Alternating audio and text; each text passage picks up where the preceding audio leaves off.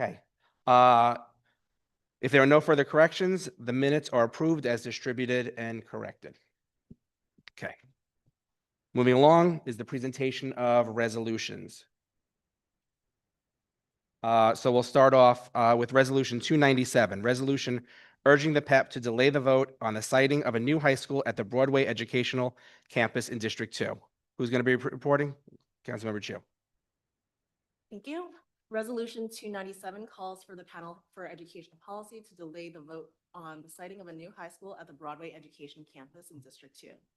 The 26 Broadway campus currently has a total of 3 co-located schools, 2 of which are high schools named Richard R. Green and the Urban Assembly School for Business for Young Women. The third school is a 6 to 8 middle school called Lower Manhattan Community School. Due to low enrollment at the Urban Assembly School, with less than 100 students across its 4 grades, it is proposed to be closed at the end of the 2025-26 school year. In its place, a proposal brought forth by the Office of District Planning and spearheaded by the Superintendent for High Schools in Manhattan, Gary Bielman, is a brand new high school called the Next Generation High School to be established by September 2026. On February 4th, the Office of District Planning met with the LMC school leadership team and principal to inform them of the proposed utilization of the building. A week later, the superintendent and Office of District Planning attended the Citywide Council for High Schools to present Next Generation Technology High School. Then on February 25th, the superintendent and ODP introduced the proposal at the CECD2 monthly meeting. LMC and the greater community does not feel that there has been adequate engagement to review these changes and the impact it has on the current schools in the facility. Closer. LMC has raised concerns that the gymnasium is already difficult to share with even just one of the schools, as Urban Assembly does not even access the gym for their physical education programs, instead uses the dance room to fulfill their requirements. Adding a 400+ high school population will further limit access for both physical education as well as the after-school programs for the schools. Additionally, the building's elevators are already underperforming with existing population, and the principal has raised concerns, especially in the extenuating circumstances when there is a need to evacuate the building. This resolution therefore asks the PEP to allow more time in assessing the need for a school such as NGT, as well as the location for the school itself on this campus. We want to ensure that the existing schools and buildings are still able to thrive and grow. Thank you. Thank you. Okay, so we have 2 program presentations tonight. I will caution, we do have the 2 presentations. We do have a longer than usual superintendent's report, and we do have a number of people who want to speak tonight from members of the public, and we want to make sure that they get their 2 minutes. So we'll hopefully can get through each of the presentations. The first, I think she's in the chat now. I think she's been promoted to host. We have Angela Faloye, and if I'm mispronouncing that, I apologize, from the, who is the Senior Director of Summer Programming and Special Projects, who's going to give us a little update on Summer Rising. Angela, are you there?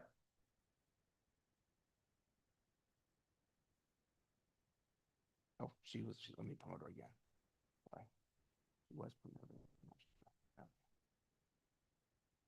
Okay. Angela, can you speak now?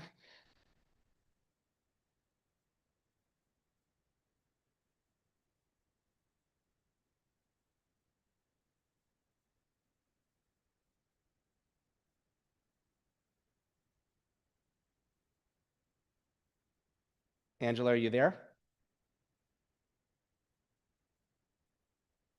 No, she was there. I saw her before. She just unmuted. Angela, are you there?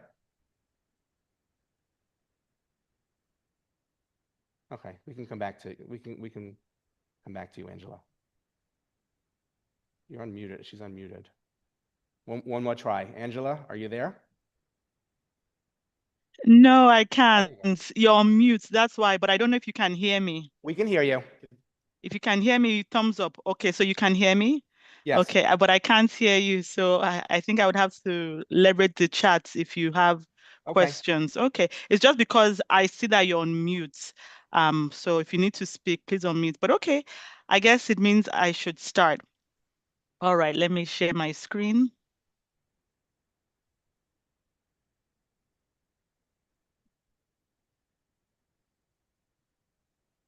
And thumbs up if you can see my screen. Okay, excellent.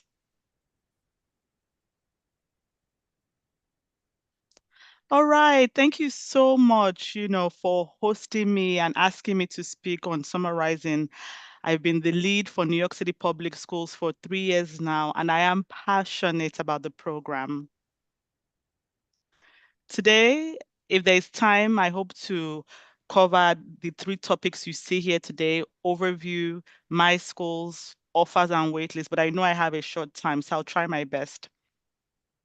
All right, I know many of you are familiar with summarizing, but I don't want to take it for granted that there are new folks here that are not aware. So let me explain what summarizing is. Our vision for summarizing is to ensure that students make progress in their learning while emphasizing enjoyable and enriching activities during the summer. We want students to find a safe place over the summer that is fun and brings to life all that New York City offers. Really, that's what summarizing is. It is free. It's a full day summer program for all New York City residents currently in kindergarten through 8th grade. We receive many inquiries saying, oh, if I'm in pre-K, can I apply? If I'm in 9th grade? No, you currently have to be in kindergarten through 8th grade. Now, I have to mention that summarizing is a collaborative, and actually, I should say true partnership between New York City Public Schools and the Department of Youth and Community Development. So we provide academics in the morning and engaging enrichment as well in the morning. And then DYCD CBOs provide additional enrichment in the afternoon. They go on field trips. So really great collaboration. Now, I want to explain that seats are limited. We have 110,000 seats. I will say it again. We have 110,000 summarizing seats. Now, in situations where the demand at a site is more than the seats we supply, we do prioritize. So we prioritize based on academic needs, 12-month IEP students, and I mean extended school year, D75, Autism Nest or Horizon. That's what we mean by 12-month IEP, not just anybody that has an IEP, but for those specific programs. And then, of course, students in foster care, students in temporary housing, students who are connected to a CBO or school that they are applying to. So that's how we prioritize in the event that we have more demand than seats. I can let you know that for the past 3 summers now, including this summer, we've had over 130,000 applications just for the 110,000 seats. So our program is in high demand, let me put it that way. Okay, so now I'm discussing District 2 stats, and bear with me, I know the table on the right might be small, but in a nutshell, for 2026, there are 9 buildings, and the buildings were chosen by the superintendent points based on the community needs. The CBOs were still finalizing, but right now, tentatively, we have 15 CBOs that families were able to apply to or can apply to now in my schools. The breakdown of those CBOs, we have Chinese American, Planning Council. They have 3 programs in your district. Majority are from Manhattan Youth Recreation and Resources. There's one from Stanley Isaac's neighborhood. There's one from the Child Center of New York, and then 2 from YMCA. So that's what we have currently for 2026. Again, I'm going to explain that the application is still going on, so I don't have the demand information as we're still in progress. For 2025, I do want to share that there were 4,000 elementary applicants and over 50% were matched. So over 50% of the 4,000 plus elementary applicants were matched. And then there are 1,000 middle school applicants, 76% were matched. Now, of those that eventually enrolled, because when we match, folks decline and we took people off of the wait list. Overall, let's just say that of those who we ended up enrolling, 85% attended at least once. When it came to attendance last year, I would say it was slightly above average. We still have a lot of work to do when it comes to summer attendance overall. So that is what we have. When I'm done with the presentation, I'll look in the chat. I'm unable to see the chat right now for questions.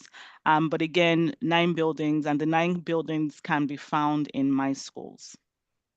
Okay. That I usually share a video of, students having fun for summarizing, but I know I have a short time, so I'm going to skip the video. But I'm sure many of you know, how amazing, in my point of view, of course, not perfect, but how amazing summarizing is. Okay, so I had explained earlier that we have work to do with attendance, but I want to, let you know why attendance is important. Now, we do have research-based slogan that shows that show up now, stand out in the fall. Attendance matters. Showing up consistently makes a difference. In fact, showing up for 20 plus days actually shows impact when students show up in the fall. Summarizing overall is around 33 days for elementary students and then 28 days for middle school. Instruction, though, instruction is just 22 days. And so when students show up for 20 plus days or more consecutively, we do see an impact. The more students attend, the better prepared they are to succeed in math and reading in the fall. Now, bear with me because I took this sentence from our research group.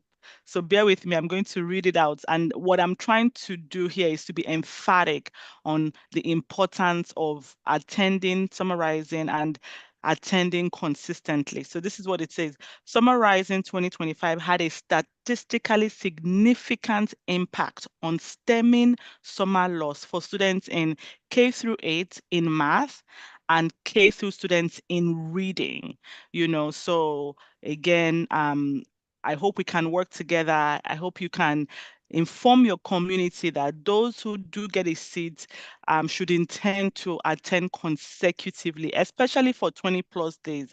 There is value. Those students will shine in the fall. Okay. Now, I want to explain that every summarizing site should have core program components. If you do not see this, please immediately report to, or I should say escalate to your superintendent's team. They are aware, and this is the goal. The goal is that every summarizing site should have evidence-based curriculum. We work so hard to vet evidence-based curriculum, and so every site must have that. We do encourage the use of assessments, and the reason being is that summarizing is open to all students. We're not zoned, so there's a high probability that that teacher, that school might not know who that student is, and the best way to know that student, to target instruction, is through a pretest, and that pretest happens during the first week of school. So it's imperative that students who are serious about seeing impact for summarizing, they come during the first week as well, so that they can have the pretest. The teacher knows them, the teacher knows how to tailor instruction. All right, moving on, we have daily mindfulness and social emotional learning. Very important. We want students to regulate themselves. We want students to be prepared. And of course, I don't need to explain the many benefits, of social emotional learning. My favorite part is physical activity and wellness. We've worked very hard to incorporate strategies. You might not be aware, but we call it Move to Improve, whereby during academic programming, maybe the students are reading, learning how to spell, they're actually doing jumping jacks or whatever appropriate activity. So the goal is to incorporate physical activity. Then we have trips. The goal is, New York City is an amazing place to live at, and of course to go on field trips. We have museums, so many things. So we are encouraging schools, programs to leverage that. And then, of course, we have the CBOs, and the CBOs do plan trips and other enrichment activities. So these are the core components that you should find at every summarizing site. And if you don't see that, please escalate. All right, two noteworthy programs. The goal is all sites should be noteworthy. The two I chose are not from your district, so that doesn't mean that your district does not have noteworthy programs. They do, but these ones moved me. The first is from East Harlem, and the reason being is the students, before any kind of programming, I'm sure they would have been fed or whatnot, but before any kind of academic programming, the first thing the students do is they go for swimming in the morning. That is the first thing. After swimming, they now have social emotional learning dance. So they've already done, activity and regulated themselves even before the program starts to ensure that the students are calm and well balanced. Then after that, we provide academic programming, but even within that, we provide enrichment such as financial literacy and climate change. So that is what I loved about this program in 2025. And that is the standard. I mean, of course, not every site has a swimming pool, but the goal is to help students feel prepared and balanced for the day. The next site that also caught my attention was in Crown Heights, Brooklyn. What I loved about this, when I visited, I saw how engaging the teachers were with the curriculum. I visited a math class and I was like, wow, what's going on? Is this a Broadway show? It felt very theatrical and the students were engaged and speaking up. I was blown away. And then an additional aspect that I loved about this program is they started with Bright Start morning affirmation. So that is a similarity with the other program. They really wanted both programs ensure that those students started their morning right. So with the Bright Start morning affirmation, they started with positive affirmations. I am beautiful. I am worthy. So these, it really caught my attention. And in addition to that, this site also provided civics, which is a great form for teaching students about advocacy and even, improving speech as well as climate change. So these two programs were noteworthy, and I'm sure District 2 has other noteworthy programs, but I wanted this team to understand, how hard we're working for summarizing the benefits as well as what they should expect. Again, not every site has a swimming pool. Okay, important dates. We are now in the application period. It opened March 3rd. It will close in 2 days. So families, if you're interested in summer rising, you need to apply. And I should be clear, the main round, because we do have the waitlist section. But the main round closes in 2 days, closes on Friday, March 27th. Please, so inform your entire community. If you're interested, now is the time to apply. If there are questions, the first point of contact should be your school. We've worked hard to provide schools with information, but hey, we understand, not everyone is perfect, or whatever situation, can warrant you wanting other means of contact. So you can also reach out to the summer inbox. That is summer@schools.nyc.gov. I will put it in the chat after this presentation. So after the application closes, offers will be sent out to those who applied on April 21st. Now, this is important. Between April 21st and May 5th, families need to accept their offer if they're interested. If they're not interested, the families can decline or do nothing. Do nothing means you are declining. The only time you are going to secure your summer rising seat is when you accept by May 5th. Again, the offers come April 21st. You need to accept by May 5th. If you do not accept by May 5th, that seat will go to others on the waiting list.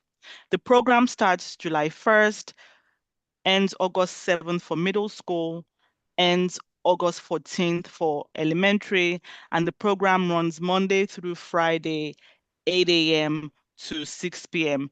The wait list opens on April 21st and continues throughout the program. Now, of course, this is dependent on seat availability. All right, these are the resources, transportation eligibility, and other information can be found on our website. I'll put this in the chat as well, even flyers. Flyers are on the website, nyc.gov/summarizing. We do have blurbs for social media posts on our toolkit. So if you're interested in, so this gives you opportunity to share to your social media community. You can get inspiration from here. And I'll put this in the chat as well. Okay, all right. I'm not going to go in detail with this slide, but I wanted you all to know that we do have offerings for multilingual learners. We appreciate our multilingual learners and we work hard to meet their needs over the summer. That is what the slide is showing. Okay, I will pause here to see how things are going. I'm going to actually end the slide so I can see if there are questions and just to make sure we're on track.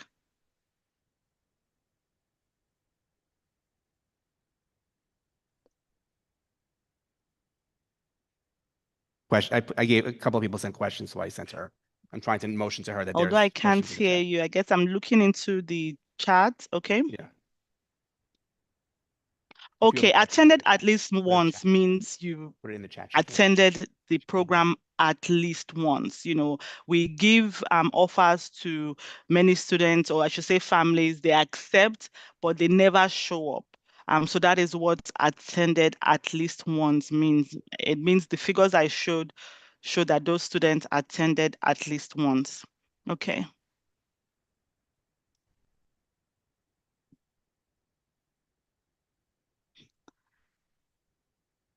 Oh, how many teachers begin summarizing? That's an interesting question. I would have to digest and get back. But I think for me, I need to understand the context. At the end of the day, we work hard to ensure that all summarizing sites have adequate teachers. Of course, things are not perfect. And the next step is for applicable stakeholders to escalate.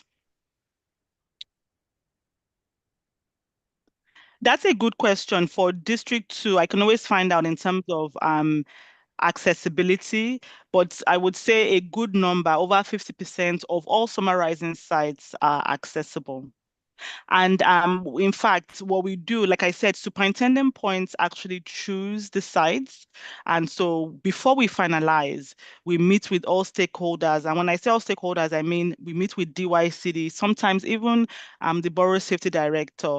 We try to meet with a comprehensive group of people per district to say, hey, any flags, when we see that a district has chosen a non-accessible site, we always remind them that you need to make accommodations, either having classrooms on the first floor and I would say movable ramps.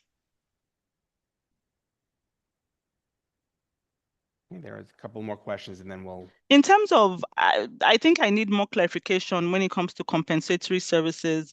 Long story short is that we look at the student accommodation. Before the program starts, we ask principals and school stakeholders, I should say, to enter into a dashboard what is needed for every student under their purview to thrive. And we go based off of that, you know, to provide, I would say, if it's nursing for specific health needs. But every summarizing site has a nurse, by the way, but some students require additional health needs or even paraprofessionals. So we look through the accommodations that the school has provided. We share that also with the CBOs because we need to make sure that we are transparent about health needs or whatever it takes for that student to thrive with everyone, the principal, the CBO. All right, so I think I've answered all the Thank you. questions in the chat. Um, in terms of the application process, I do want to explain though that it is in my schools.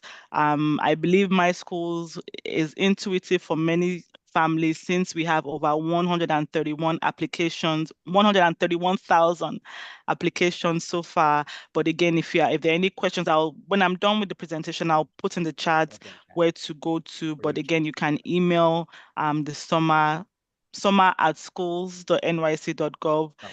One thing though, for fifth graders, fifth graders who are not struggling academically can apply to both elementary and middle school. So if you feel your fifth grader is ready for a summer bridge or to get a feel for what middle school is, that fifth grader who is not struggling academically can apply to middle school sites. And we actually do have more, we tend to, I should use the word, we tend to have more availability at middle school sites.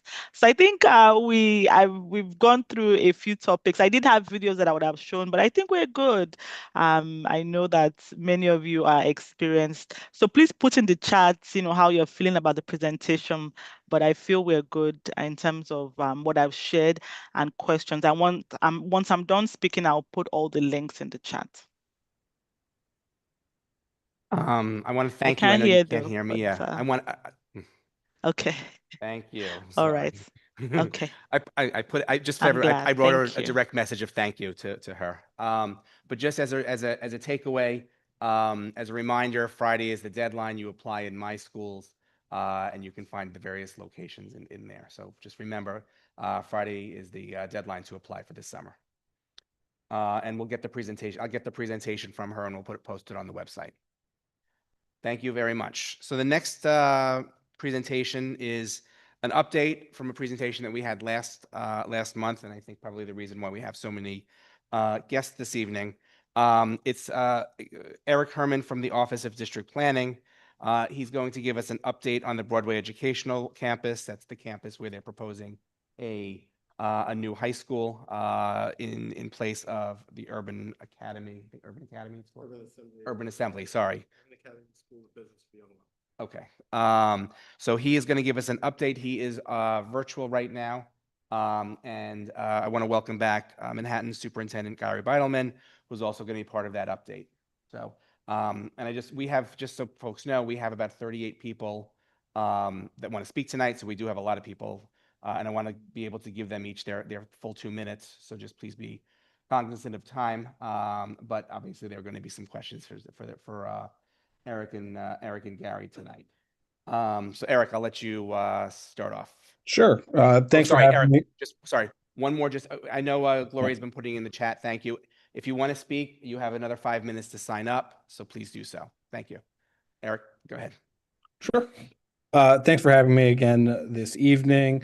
Sorry I couldn't make it in person. Have been running around the city today.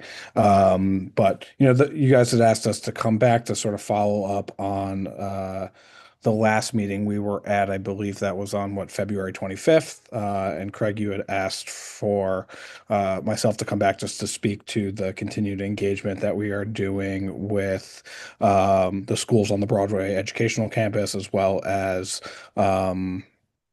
around the city. And so happy to do that now. And then the superintendent will also speak to the proposal and the request that you guys have made at the last meeting. So since we posted, we did move forward with posting these proposals on March 6th. The two proposals were for the closure of business for young women and the opening of a new school, Next Generation Tech, on the Broadway Educational Campus, and the co-location of that school with Richard R. Green and Lower Manhattan Community Middle School.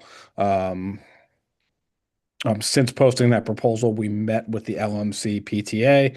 It was a large community meeting at the school. It was attended by the high school deputy superintendent, members of the Office of New School, myself, other colleagues of mine, the Office of Space Management. I think there were also members from campus governance there, and maybe the Division of School Facilities, where we answered questions and concerns from the community and spoke more about the proposal to open the new school there.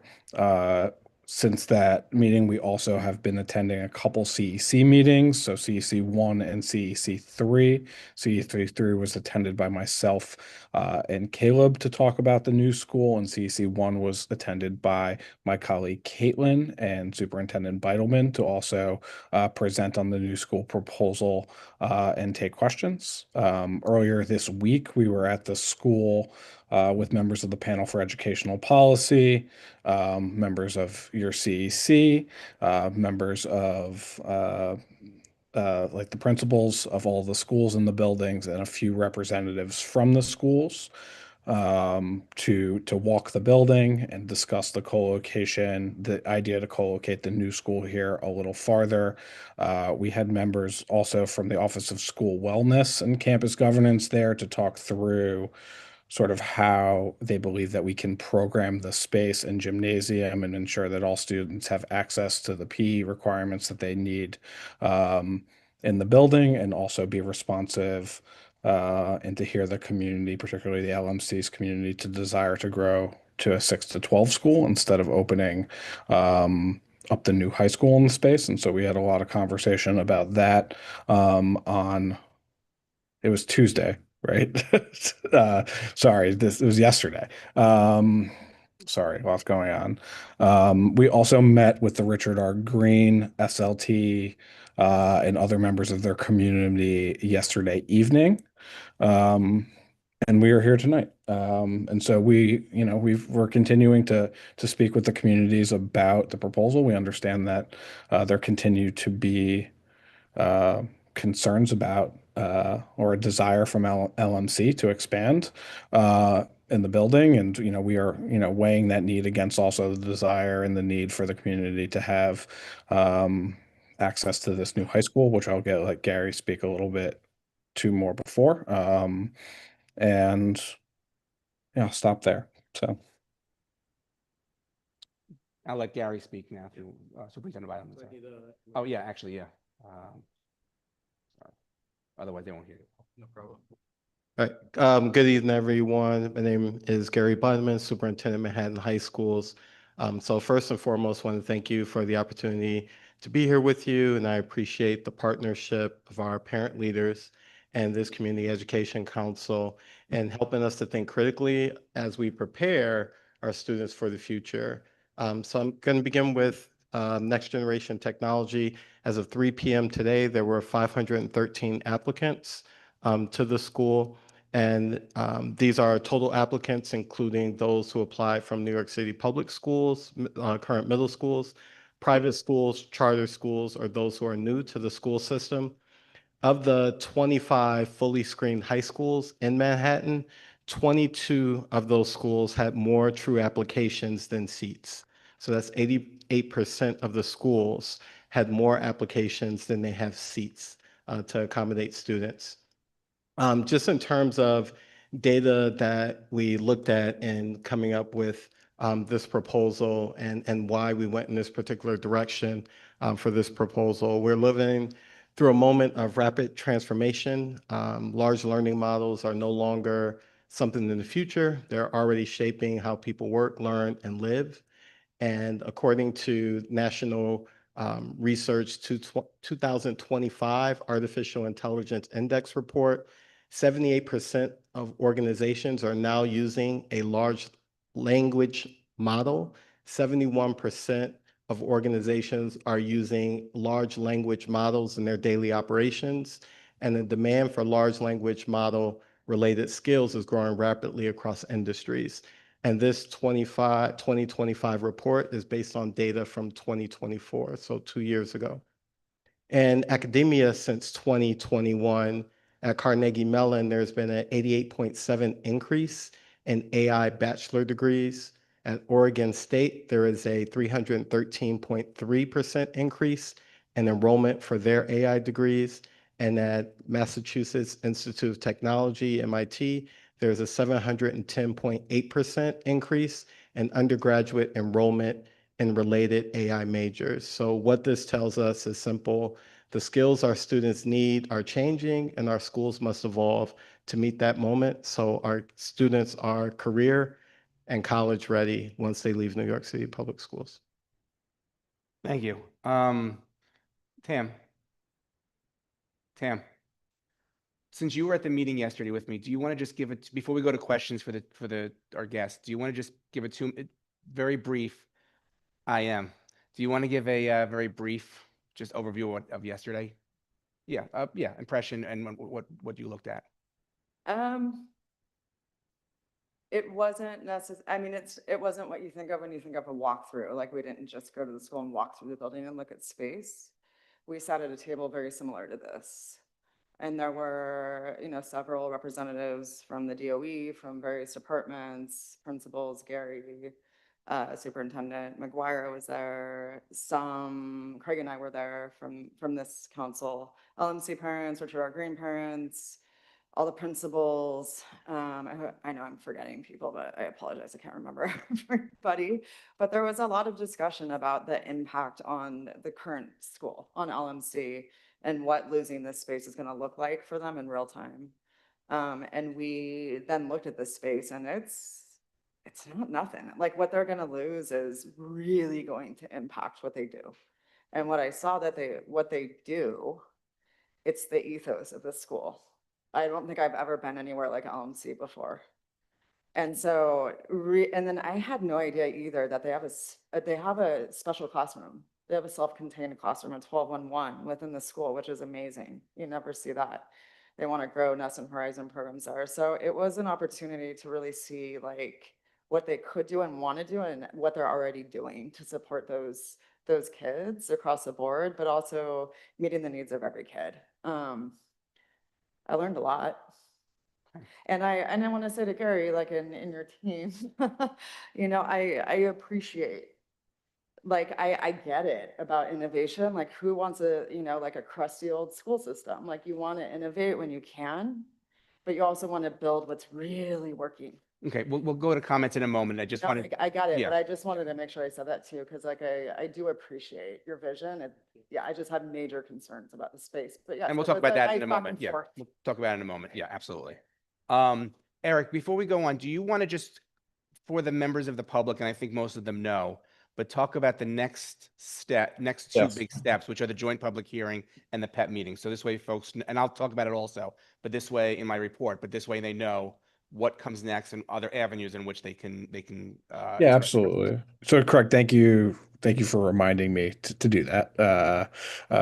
So the next scheduled meeting that we have is on April the 14th. That is the joint public hearing. It is a virtual meeting, and that is to continue to collect feedback on the proposal. It is a formal hearing. Where we will respond to comments in a more technical document called the public comment analysis that will be published before the panel for educational policy votes on the proposal.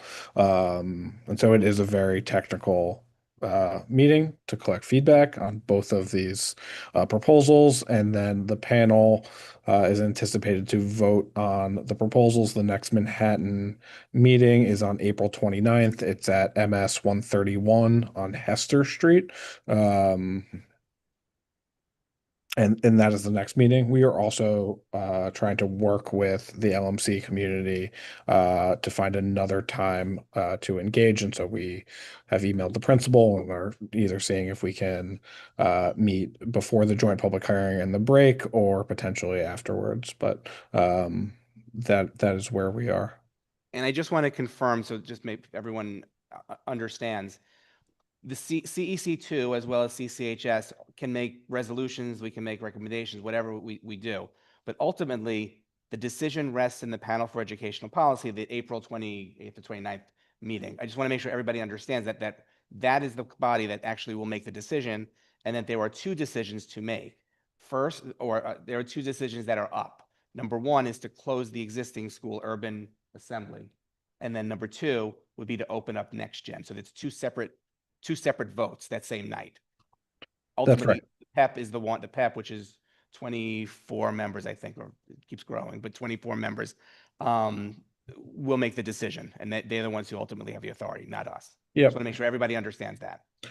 And the new school proposal is contingent upon the panel for educational policy passing the closure proposal. Correct. Okay. So just wanted to make sure. Now, the other thing is I will ask one question, then I'm going to allow my other council members to make it. But from the last meeting that we had, you've had all this engagement. The proposal has stayed the same, correct? There has been no modification based upon your conversations with the LMC community, the Richard Green community, the folks who are interested in next gen, because I know there was a lot of interest. I just want to make sure from all those parties that the proposals that the Department of Education is making have not changed. I just want to ask the question to make sure I understand. That's correct. I mean, I'll be completely honest, like before we posted the proposal and based on feedback from the community and concerns about losing some access to some spaces on the floor below, we did sort of lower the size that we were thinking from the school to make sure that LMC would be able to retain access to those rooms on the floor. And we, like, as I've said in meetings, that those 3 rooms, like, we do have the ability to explore additional capacity projects in the building to ensure that LMC can retain the space on the 3rd floor. I don't know if that was heard by everybody at the meeting, but it was something that I expressed on the walkthrough, and it is something that we can absolutely look into as the school phases in to assess demand and to make sure that schools have access and do not have to lose the programs they have. There would be no plans for the school to lose its special class section or to take away from what the school offers. And so Eric, can you Yep. also explain the application process for the new schools in the supplemental period? Yeah, so I mean, it's a new schools round. I think it's a separate process. It opened a couple days ago, or not so long ago, and basically, I mean, I think what's important is that, like, what is really relevant is that, like, students students will not be matched to the school if the proposal is not approved, and that is clear on the application. Um, is there more to that? Would you want to share on that, Gary? Or I'm sorry, could you repeat what you just said? It was a little blurry. yeah, I was just sharing that, like, there's a new schools application round. Yeah. The application is open, and it closes. I think offers would be made in May if the proposal is approved, but any offers to the school are sort of pending that the school has a location to be in, which is pending PEP approval, and that is what is stated on the application, that this school, like, is up for a vote, right? And its opening is contingent upon the proposal that we have in front of the panel for educational policy, and without approval of both proposals, Okay. we can't offer students seats at this time. Yep. Okay, so I'm going to open up the questions to my council members. I'm going to ask, so this way we can make sure that we get to everybody's voice, that if you ask a question, you can have one follow-up, and then we can go to the next person. If there's time, we'll go back for another round, but this way, I want to make sure that everybody from around the table actually does get an opportunity to ask questions or to offer their opinions. You want to start, Councilmember Carr? Hi, Superintendent. Thank you for being here again. I really appreciate it. I think that some clarification from the last meeting, a little limp. From the last meeting, I think, I came into the meeting not having really much of an opinion about it, but I think there was the feedback that I have received from people in the community, and the way that I felt was that there were some contradictory statements or unclear information. And there were things sort of mentioned in the meeting that weren't followed up on. And I, in fact, emailed you a couple of weeks ago, and I did not get a response. And I'm just, I think that sort of lack of transparency puts people at dis-ease. My issue is not with whether it's screened or not, whether it's what the curriculum is. I think what has become clearer to me is I am concerned about the facilities, based on our members who have done the walkthrough, hearing from LMC parents. And then the other thing that I'll just note is that a parent who has a child at my son's school reached out to me. I had not spoken to her about this in any way. She said, "Oh, I watched your meeting. And I went and checked this out." She had asked a question on the school's Instagram, which was deleted. She reposted it. It was deleted again. And she took screenshots of this. Then the 3rd time they finally left it up, I don't know who's running it or whatever, but it just sort of added to that feeling, like it was just odd. So I think that as you engage with us, and I do appreciate the time that everyone, including you and Eric, have put in, I think that having clarity is really important to ensure trust with the families in the community, especially for the LMC parents. You want to respond, or you don't have to? Okay. I agree. Great. Yep. Yes, please. Yep. Sorry, quick question. What is the current capacity of existing high school, and what is the capacity of the new school? And Eric- let's talk about the whole building also, the capacity of the whole building. Yes. Yeah, so I'm going to defer to Eric. Eric, I believe Urban Assembly School of Business for Young Women opened in fall 2005, and that was the new school movement. So we were 450 students. We cited schools for 450 students. Does that sound right to you, Eric?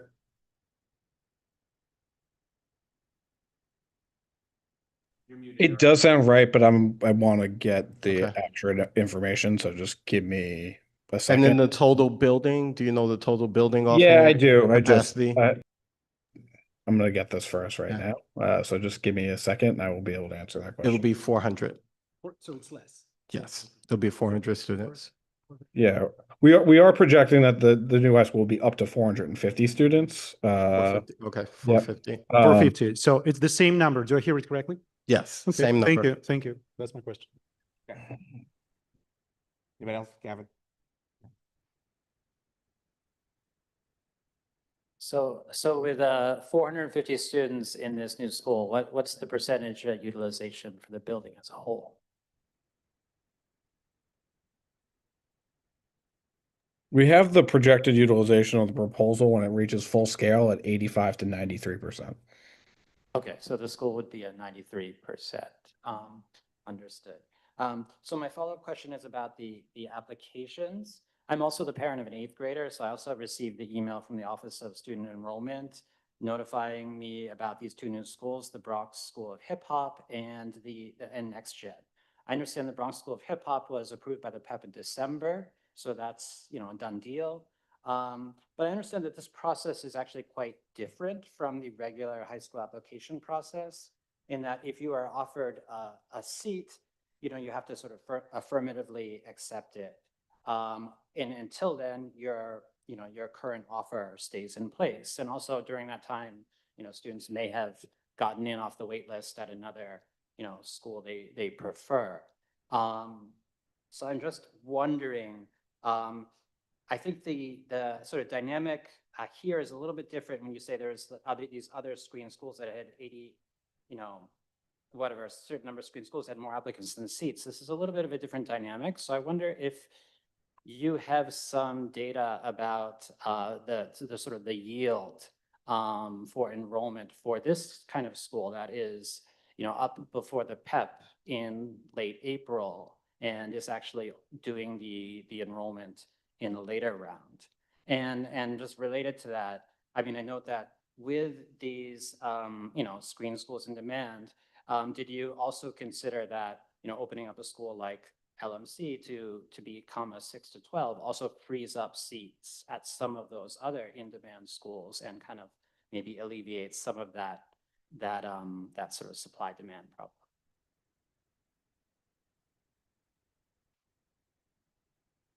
I'm just searching. If you could just give me the question, that would be great. Sorry, there were several questions in there. Yeah. Sorry, you got to stay with me for a moment. So one question was about yield, and because this application system is a different animal. So I asked you, what would be the expected yield based on this number of applicants? And I asked you, did you consider expansion of LMC as another way to sort of relieve some of this demand for these seats? Yeah, so even today, with the application, in the first hour, there were 100 students who applied to the school within the first hour when the applications opened Friday afternoon. At this point, we are at 513.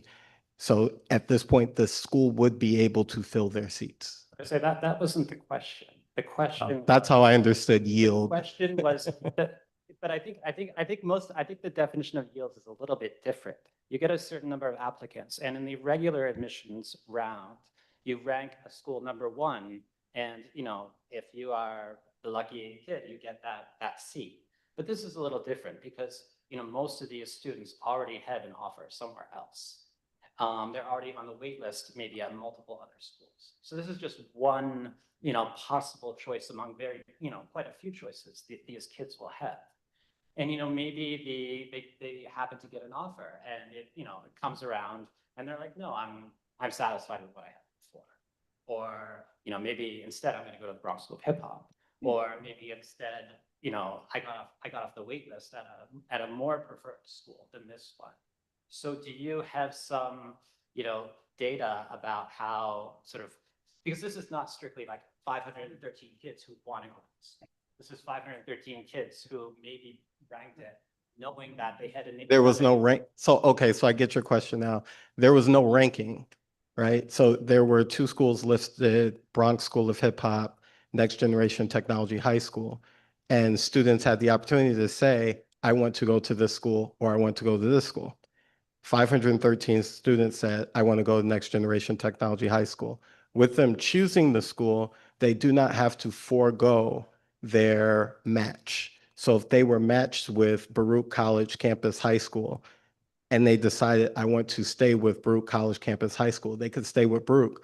Or they're able to say, I want to go to Next Generation Technology High School. So those 513 are true students, right? They are 513 who are truly interested, said, through my schools, went through the process to say, I'm interested in that school. So it's not, these weren't ranked choices. This was a choice. But you don't really have an answer for me about what you would expect from those 513, how many might wind up enrolled? I would say based on experience from the past 4 years with working with our principals on our wait lists, and those families who are in high school right now can tell you what that's been like for them once they apply and they get through on the wait list. Very few students are picked up off the wait list. It's very few. We don't have a large percent of students who are pulled from wait list. Eric, I don't know if you have anything concrete you could add. So I didn't listen, I do have data on sort of like offers and acceptance rates for typical high schools, right? And that right. And so if a seat target for a school is 100, but we have to offer 200 seats of the school to get to the 100 kids because people accept different options. I think we have concrete data on that, and I do not have access to it per se in the new schools, but it's definitely something I can reach out to the Office of Student Enrollment on to follow up with. We have opened up new schools through a new school round in the past, and when I connected with the Office of Student Enrollment on this data and what has come in, what they shared with me is that the applications for NGT are similarly tracking to BARD in Brooklyn. And when that opened through the new schools application, and we received, I think, about 1,000 or more applications when that application closed, then it was a very high demand school and it filled right off the bat. So, I think to me, this data is very promising and showing a lot of demand for this school and does signify that families do want to go here. And that's what we're seeing so far. I definitely can connect sort of what they is there a show up rate or an anticipated number that they see from historically looking at schools through the new schools around though. That would be good because we have some data requests for the superintendent from last month that we still haven't received information on it. Time is really if you could send those requests to district planning, they could get the data for you. So yeah, just send them to Eric. Copied on the email too.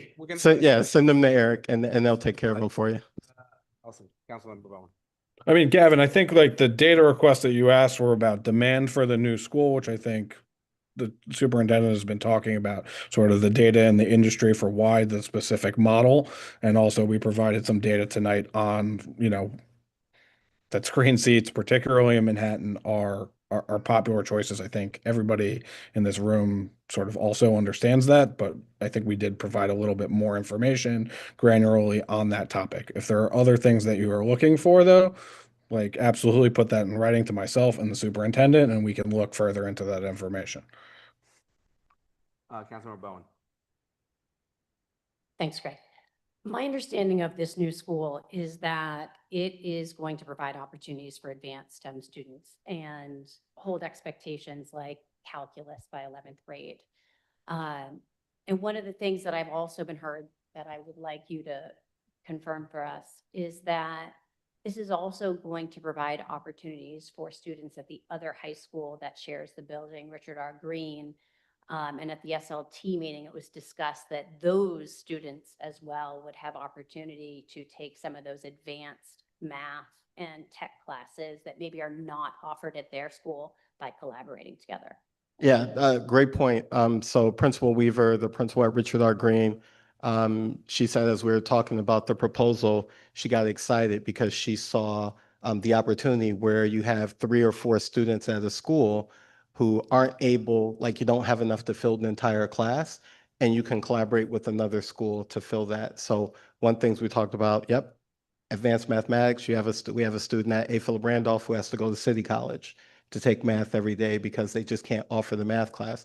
This will be an opportunity for students at Richard R. Green. We even talked about High School of Econ and Finance as well, which is in walking distance, where they could share a lot of the advanced coursework, where now we offer it through College Now, or we offer it virtually through one of the virtual programs that we have, but now we'll have it in school. And then in the converse, there is the opportunity for students from Next Gen, if the proposal is picked up and they're cited at the Broadway campus, to take classes at Richard R. Green also, if they're interested in that teaching pathway, or they have a lot of advanced humanities courses.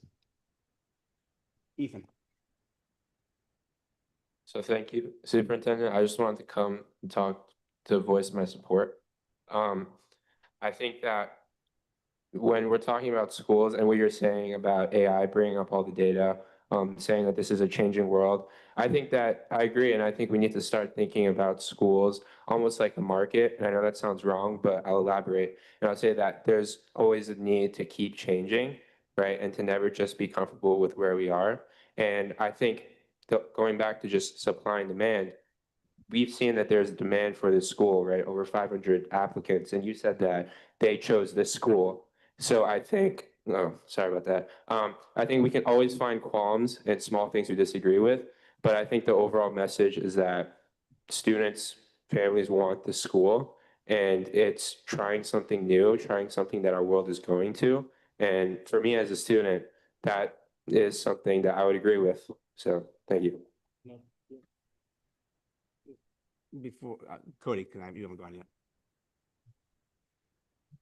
Just really quick, going back to the advanced math, you're not going to be able to offer advanced math to this first class of applicants, correct? Because we have no screening process for the 500 people that applied. We don't know if they've taken algebra in 8th grade. We Yeah, don't, right, the correct? programming question we'll have to ask to the project director for the school and what the plan is there. So I don't want to offer an answer just based on my experiences and knowledge as an administrator. But I think it needs to be true to, and I've been deferring a lot to the project director recently with programmatic questions around the school itself. Okay. But Just the bringing school that up is- when we have a discussion about advanced math and people wanting advanced math in this, if there's no screening process, we can't have advanced math, correct? The school will admit students through a screen in year 1. There is a screen through the new school's application process, and they will be ranked by course grades, and that is similar to all of, not the screen with assessments, but screen schools in general. So that is, For this first class, there's going to be screening? Is that Yes. correct? yes. Okay, but we don't know. Okay, it's just, the reason I just bring this up is a sticking point. I know a lot of people really want screened schools, but if we have 500 people, if I am applying to, to a specialized high school, I know that I have to take a certain test, or we know that there are different math paths in middle school, and it's very hard to understand how we can have the first class all be set up in the same way to go to calculus by junior year if they're not screened initially. So I just want some clarity on that moving forward.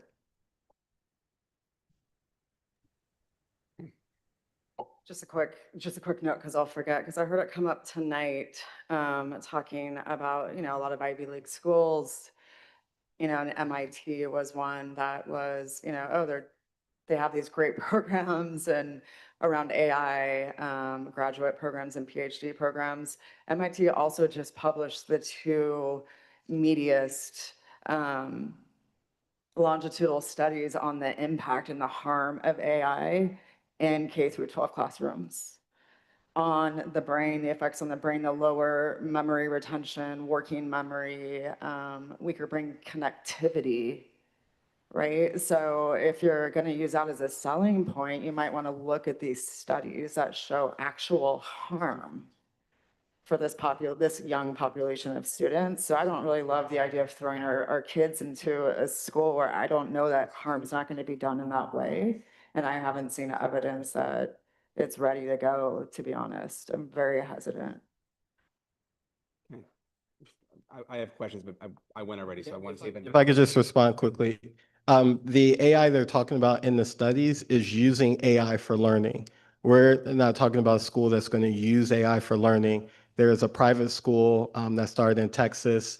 There's a version of it here in New York City now, near the Wall Street area, where $65,000 a year, your kid sits in front of a screen and AI teaches them. That's not what we're talking about. Yeah, but well, yeah.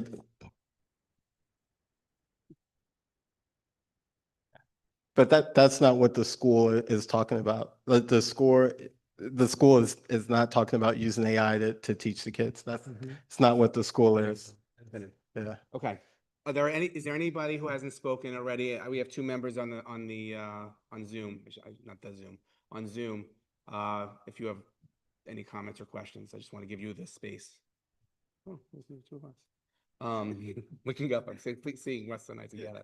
Sorry, it just looked kind of weird. Okay, so I do have two questions. Just bringing it back to the use of the space, not whether or not the school is an idea, but is a good idea, but whether that's the space itself, how we're using it. So number one is, maybe this is an Eric question, talk about the gym issues, because I know there's a gym and right now the Urban Assembly doesn't use it because they have yoga, so there's going to be a lot of people using this gym. So if you can talk about that. And then the other question is, and we briefly spoke about it yesterday, there's a lot of need for seats in Queens. There's a lot of need for seats in Brooklyn. There's a lot of need for seats in the Bronx, right? What about spaces there? Are there spaces there? And I suspect there are not, because I think if there were spaces, Queens, Brooklyn, and Bronx would gladly take it. But if you could talk, one of you could talk about that. The gym issue. Eric. Yeah, so I mean, in regard to the gym issue, listen, we had some people from the Office of Wellness and Campus Governance yesterday. They've examined the programming of the existing schools. They've looked at the spaces that we have across the building and believe that 100% that we could add 450 students to this building, or a net another 350 students to this building, and all students would be able to have what they need in terms of gym and utilizing the space. I think we are committed to supporting the schools figuring that out in this building. I think the Office of Space Management is looking into ways.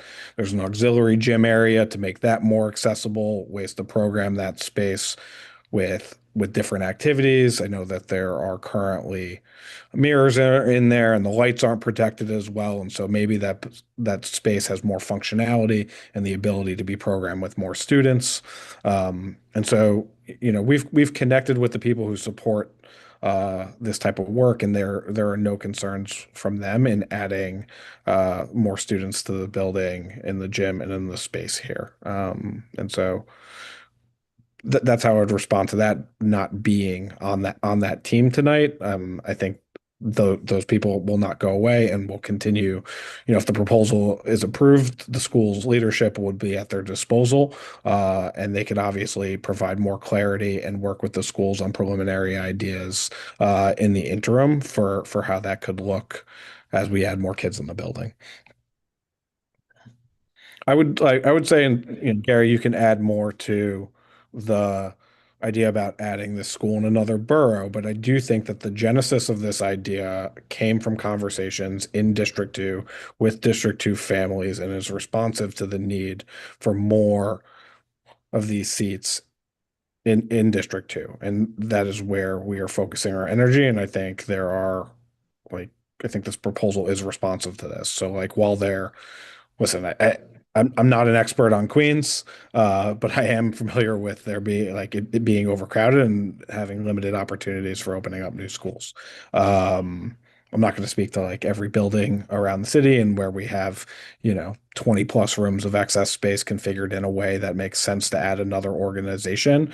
And I just want to like reiterate that like, this idea came as an idea to strengthen sort of the Manhattan high school superintendent portfolio and offerings for families in Manhattan. Now, it is a citywide school and it is phenomenally located at one of the best transportation hubs that we have in the area, right? And so this school will also be able to provide access to families from a very broad area. And I think we see that in the initial application data that like families are applying not just from Manhattan, but from across the city because they are excited about this model. And this location does provide phenomenal access for families to travel into the city from. I mean, District 2 does in general, but being located at 26 Broadway, there aren't many trains that don't go there or don't connect very quickly to get there. So Gary, anything you want to add to that is? Okay.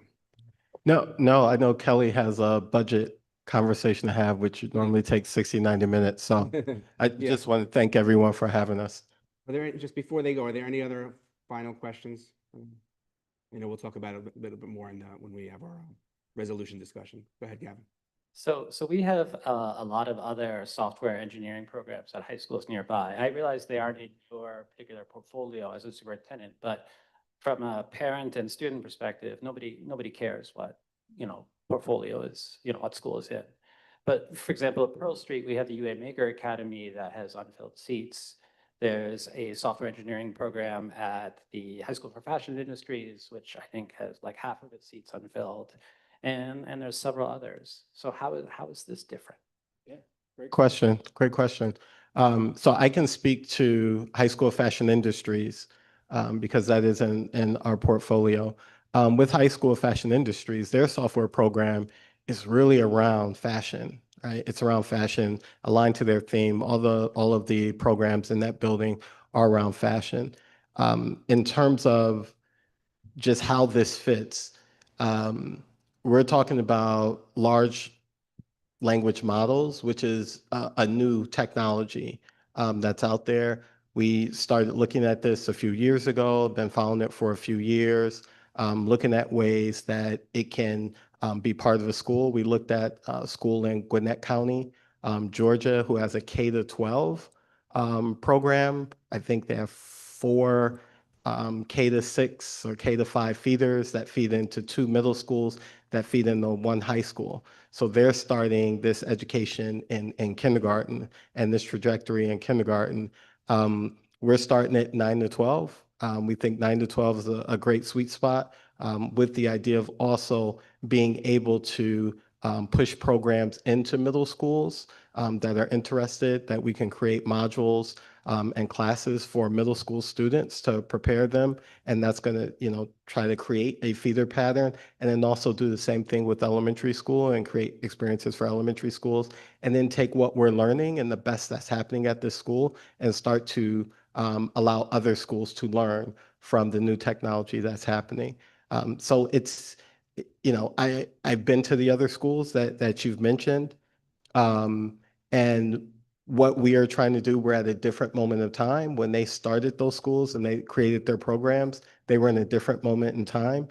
We're at this different moment and we're just trying to take advantage of it and ensure our kids are college and career ready. With no AI playbook yet adopted by the DOE. There wasn't a question. Okay. Okay. Sorry, Gavin. Thank you. Okay. Thank you very much. Thank you for my council members. Eric, thank you as always, and we'll be in continued conversations. Superintendent Bidelman, thank you. And again, thank you for coming tonight. All right, thanks for having me. Okay. Okay. And I will remind council members not to have deliberations in the chat. Answering questions is fine, but having deliberations is in violation of open meetings law, because we're also on YouTube. Okay, so we're going to move on to the report of the president, and I'm going to go pretty quickly because there's a lot going on tonight. I hope you all had a good March. Since we have so much on the agenda and we need to be out at a certain time, as I said, I'll keep my report brief. I want to first thank everyone involved in our Chancellor's Town Hall. I think it went very well. Here, just do this.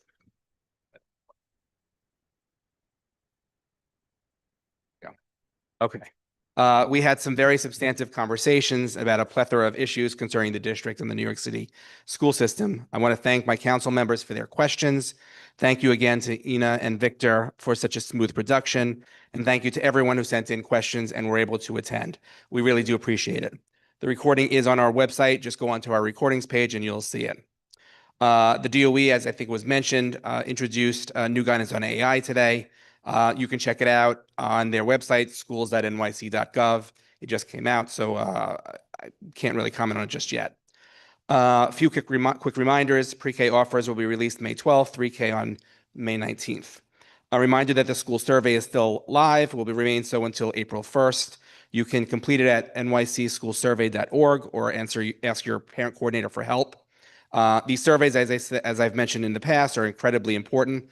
They provide valuable feedback to your principal, superintendent, and the Department of Education. I do want to single out one of my liaison schools, PS2, which has 100% compliance. She showed me it's every single student has responded as of yesterday. So you might not have heard it yet, Mr. McGuire, Superintendent McGuire. But I want to congratulate first-year principal Rachel Rosenbaum for bringing participation up from something like 40 or 50% last year. These surveys are really important and inform our schools and our superintendents of what's going on. There is a academic affairs committee on Monday for the math path. We will talk about, Allison will talk about it in committee reports, but I just want to remind everybody it's at 7 p.m. If you go to our website, CECD2.net, you can see meeting information. It's on Zoom. It's not in person, so you can just tune in. And again, we've spoken a lot about the proposed high school sitting on the Broadway campus. As a reminder, and we'll put this on the website and we'll also email out, unless anybody's in objection, the information. The joint public hearing is Tuesday, April 14th. This is solely on Zoom. And then the PEP hearing is Wednesday, April 29th at 6:30 at MS 131 right here in our district. For the PEP meeting, just a little couple of pieces of advice. Speaker sign up is, you have to be there to speak. You can't do it virtually. And you have to sign up between 5:30 and 6:15 the night of. So you can't sign up like today for that meeting. You have to sign up from 5:30 to 6:15. You can do it online, but you have to you can't sign up after 6:15. They do close it. There are several school siting proposals that night. So there's a bunch from D3, for example. I don't know the order of where they'll be hearing, so it could be a bit late of an evening. So I just wanted to prepare everybody that these things sometimes do go pretty late. So with that, thank you, and I'm going to turn it over to Superintendent McGuire. Thank you so much, CEC President Craig Slutskin. Very happy to be here tonight to share a little bit with you both about a citywide report that we do annually in regard to fair student funding and the way that our city schools and system are budgeted. I'm joined tonight by one of our budget directors that we work with here in District 2, Natasha Angus. Natasha, I don't know if you want to say anything to start, but happy to hear your voice if you want to take a moment.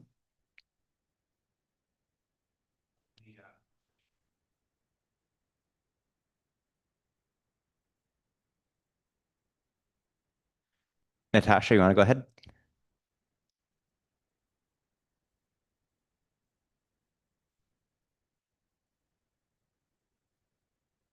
Well, she trained me well. So, okay, sorry, I wasn't go able ahead. to Yeah, go ahead. unmute myself. My apologies. Yep. I was trying to unmute. Good evening, everyone. Thanks so Thank much, you, Kevin, Natasha. for the introduction. Natasha works really closely with all of our schools, not just handling initial budget allocations, but also helping schools to work around how it is that they can use funds best across their schools to purchase things that they want to purchase, hire the people they want to hire.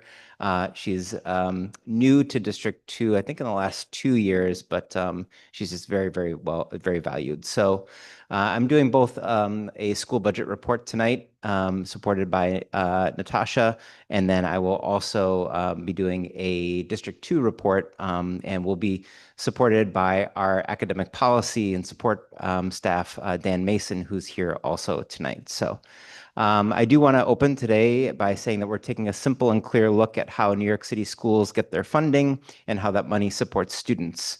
Our goal is to help understand how the school system invests in children citywide in our district. We will also talk about what drives school level budgets and where families and community members can find more information. First, we'll look at how New York City school budgets work and what our district share is, and we'll also explain the fair student funding formula, which shapes the most of our school's budget. And finally, we'll show you where you can find your school's budget online.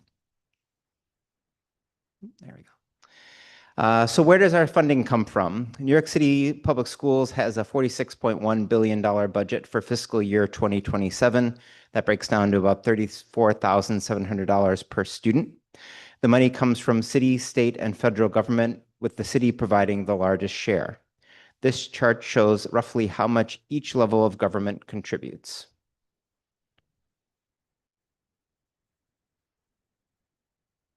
And if you're wondering, yes, I'm reading from a script. So here's how the budget is spent. We're looking at, in this slide, we're looking at how funding is distributed within the system. About 43% of the total budget goes toward non-discretionary funds. Allocations, these are expenses that the school system must pay every year, no matter what. It includes things like employee benefits, debt service, and charter school payments. These costs are essential to keeping the entire education system operating. Schools don't make decisions about these costs. They are set at the system level. The remaining 57% is discretionary, meaning the city can decide how to direct these dollars. Most of these funds directly support schools, including $20.3 billion for grades K through 12 instruction and early childhood. This is the money that most directly affects students every day. Because it funds the people and the programs families interact with, teachers, paraprofessionals, school aides, after-school programs, arts and enrichment, and more.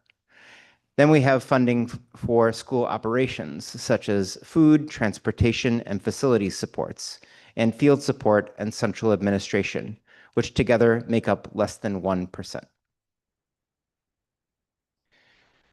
This is the District 2 budget. We have an allocation of $1.1 billion. You can understand the fair student funding formula that is there.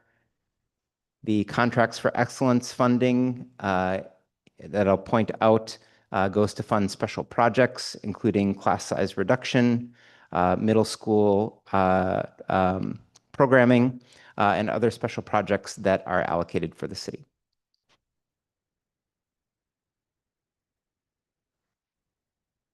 So who decides how money is spent at the school level?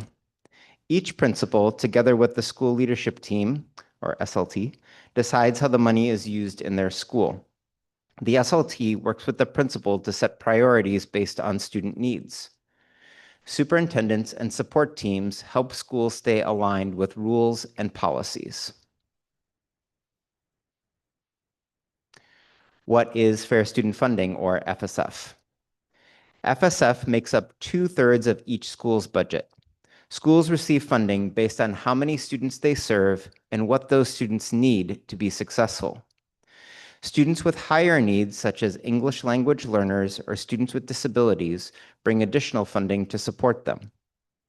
Principals can use FSF flexibility to staff the school and create programs that help students thrive. What FSF does not cover? Some programs are funded separately and not through fair student funding. These include pre-K and 3K, mandated counseling, mandated special education services like speech therapy. Actually, I'm on this slide.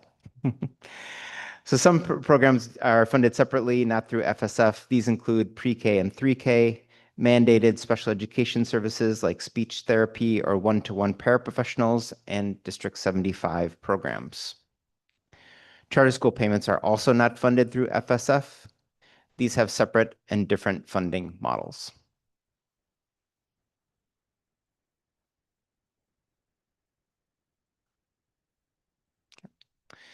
So how FSF works is that FSF is made up of 4 main parts. There's foundation aid. Every school gets $225,000. Then there's collective bargaining that helps schools cover negotiated staff raises. There's a per capita funding amount that adjusts for the cost of staffing.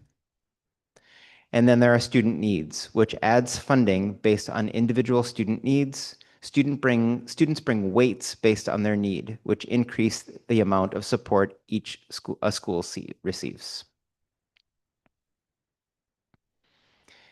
In slide 11 here, we see proposed fair student funding weights for the 2026-2027 school year. They cover areas like grade level, academic support needs, English language learners, students in temporary housing, special education, and certain high school programs. The weights are staying the same as last year.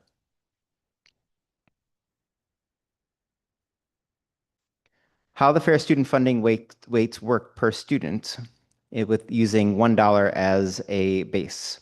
This example shows how 2 students with different needs generate different funding amounts. After the basic grade level weight, additional need-based weights are added. These come from characteristics such as a student's special education program, whether they are an English language learner, whether they need academic intervention, whether they are a student in temporary housing. In some cases, a concentration of need weight is added when many students at a school have higher needs. All of these weights stack together like layers. That means no single weight replaces another. Instead, each need adds to the total amount of support a school receives for that student. This example helps show that fair student funding is not a one-size-fits-all. It is designed so schools get the resources required to meet each child where they are.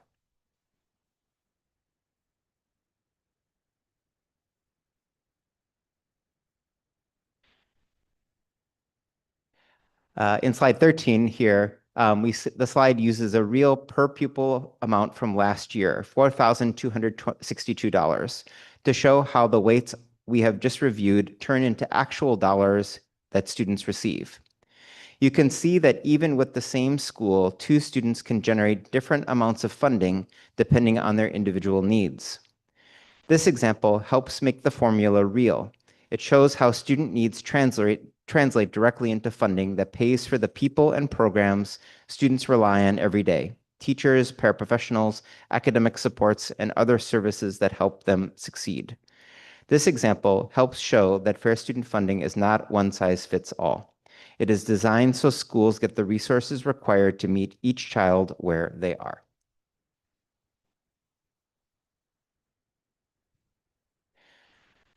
The New York City Public Schools website has easy to understand overviews of the school system's funding.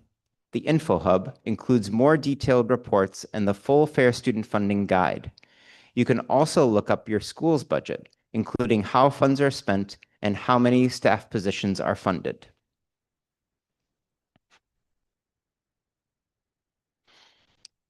It is simple to find your school's budget. Search for the school, go to the Reports tab, select Budget and Finances, review the available reports, including fair student funding details and the new Budget at a Glance page. This gives families a clear picture of where resources are going. This page shows how a school's fair student funding allocation changes from the start of the year to the final enrollment count. It also breaks down funding by the type of student need. It helps families understand why a school received the amount it did. School budget at a glance. This is a one-page summary designed for families. It shows total funding per student, how the school is spending its money, and key student demographic information, along with citywide comparisons. It makes school budgets easier to understand at a glance. We welcome your thoughts about the budget. You can share comments between March 9th and April 28th by email or phone. Community feedback helps New York City Public Schools strengthen how we support schools. Thank you for taking the time to learn about how our school funding system works. We appreciate your partnership and commitments to our students, and I will make sure that this deck is posted on the CEC District 2 website. Thank you. And with that, I'll take any questions specifically related to these slides before we go on to the next report. Okay. Are there, thank you, Superintendent McGuire. Sure. And you'll all be happy to know that I fixed the microphone, and it's staying now. Any questions on this report? We'll have the regular superintendent's report in a moment. Ethan. So I want to say thank you, Superintendent McGuire. I just had a general question to the CEC. Does the CEC have the power to decide the budget allocation of what I saw was $1.1 billion in District 2, or how does that work? How much power do we have? Because I think it's an interesting thing to talk about. What are some possible ways to obviously try to decrease costs while improving student outcomes? But I'm not completely sure how much power we have. Fair enough. That was just to confirm, you were asking the council, correct? Yeah. Yeah. Obviously, use. Any other questions? Yeah. There you go. Good. You're my new IT guy. Any other questions on this section? I will just say, I gotta say something. I do think that actually, you all represent families. Families do have a voice. We have observed on many different occasions the power of a community education council to make policy. And whether it is that, or to influence policy. So whether it's having a direct impact, working the numbers and crunching the Excel sheets, or whether it's just expressing opinions about how funds are spent, I do think that both student members and parent members have a role in that. It's like the golden question.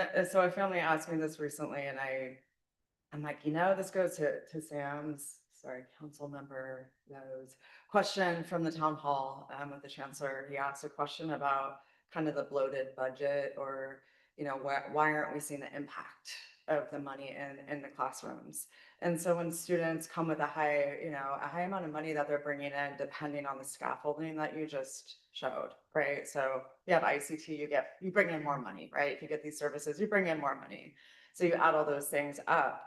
But if that money is going to the school, then the school, how does the oversight part work? Because if you have a school that has say 22% students with disabilities that receive services, they're not getting them. Where'd the money go? Who checks that? And this is just kind of across the board, like a question that I think we really need to look at, right? Because it does feed into what you were saying, Sam, and I think also what Ethan's looking at too. But also like acknowledging Ethan, like I hear that, right? And it's also looking at the students with disabilities part. And I don't think everyone realizes that how we get our IEPs in the first place through IDA, it was never fully funded by Congress. So instead of the 40% that Congress was going to pay for these students, they only were at 12%.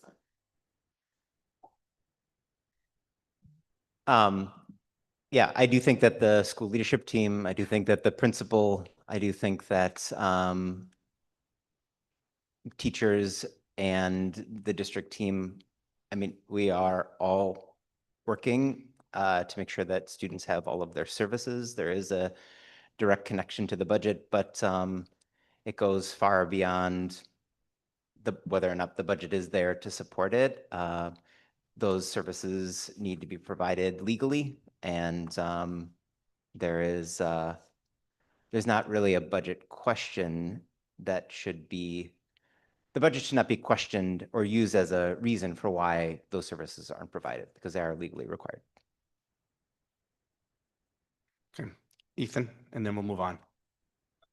If you guys want to move on, then it's okay. No, go ahead, please. But I know we established that we don't have much power, but unless you guys want to move on, I think it's interesting to talk about different ideas for the budget, if you're okay with that. So I was wondering if you could pull up the slides again and go to the table with the different amount of money that was allocated to each section. I think there was the non-discretionary, this discretionary, and then the subsections of that, because I have some questions.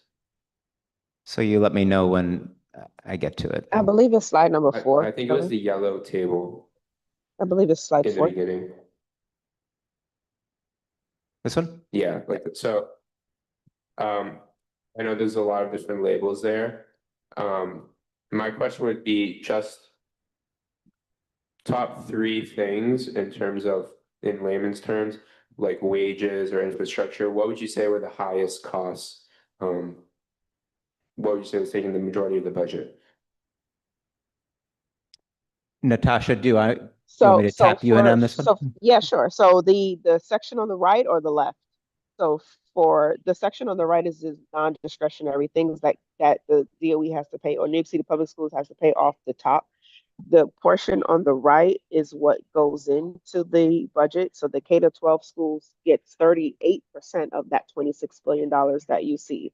And then it breaks down. Early childhood gets 6%. School operations, that's the school facilities. So the custodians, that's the Office of School Food and Nutrition. And then field admin office, that's the superintendent's team, the district's teams, and central admin, which is less than 1%. That's everyone at central, including myself. So do you think you could specify within the K-12 schools area, because obviously that's 30% of the budget, what that entails, more details? Is that wages? And I know it seems No, might seem that's weird all, that I keep focusing on this, but that's all the fair student funding that schools get based on the students that they have in the needs weight. So majority of the money that schools get, that's all the K-12 schools. So that's the fair student funding money that schools get to operate. The employee benefits is the section on the left, which is the 19%. So that's the wages, the increases, the salaries, that's 19%. Could you put an estimate into the percent of the budget that is spent on administrative staff and specifically principals? I think that was kind of what I'm getting to with my questions, because I think that based on my experience, and obviously we were talking about a facility with 3 different schools, right? And that means 3 different administrative staff sets, right? 3 different principals.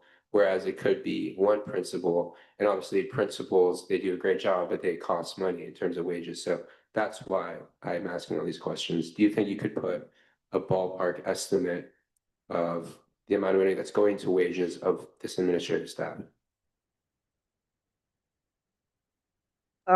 Like a dollar amount or percentage? The percentage wise, because I see that there's 38% going to K-12, 6% going to early childhood, right? But I'm not very well versed in this, so I don't know exactly which is the administrative staff, because that's something that I would like to focus on.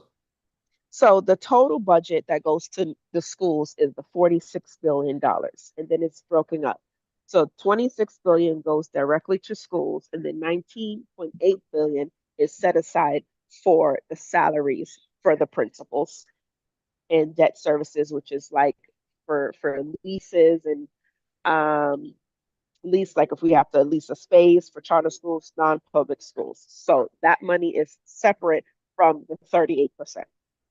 I see. So that's the non-discretionary part. I see. I understand. Yes, that's correct. That's the non-discretionary part. Yep. And would that, sorry, can you specify, does that count as the 19% in employee benefits or the debt services? Because I know you mentioned multiple of them.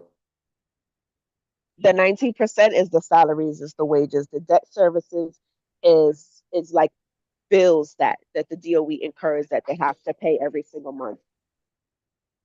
Yeah, so I'll make a conclusion quick so we can move on, but I think even though we don't have much power, I think it's definitely worth considering, both ends of the spectrum. One is that we want to be adventurous with new schools, just like the new school that the other superintendent came up with. But I also think that there is a point where there is oversaturation and there's so many different schools within a facility. I know I live next to a complex that has 5 to 6 different schools, right? And obviously you can consider, there's a movement of saying that each school is unique and that there's students who are unique, and that's okay. But in terms of cost standpoint and administration, I think the question we should be asking is, do we need 5 different administrations in one building? I know we don't have much power here, but I think that's interesting. Let's say so in that aspect. But I understand what you mean. Thank you. Thank you, Ethan. Ethan, I think I'm gonna hire you for my company. You ask better questions than people who've been doing it for 30 years. So thank you for that. One very quick, because we have over 75 minutes of public comment, so we really need to move on. There was something on the non-discretionary at the very bottom, which was something about non-public schools or something, or contracts. It's non-public schools, non-public schools. I forget the exact wording, but it was some contract that was like 7% of the 19 billion. Non-public and contract schools. What is that exactly?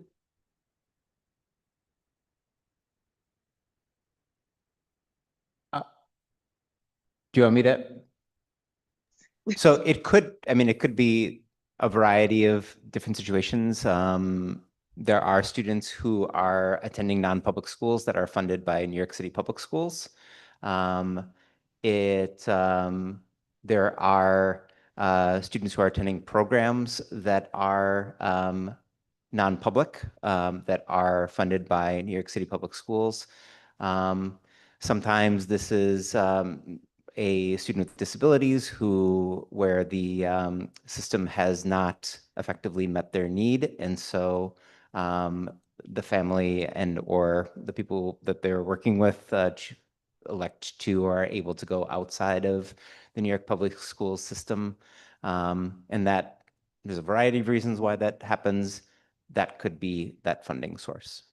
Okay, because that's a. But it is we are obligated to pay that, so I'm seeing that in the non-discretionary side of things, and so that's my guess. Okay, I mean, 3 billion is a lot for that.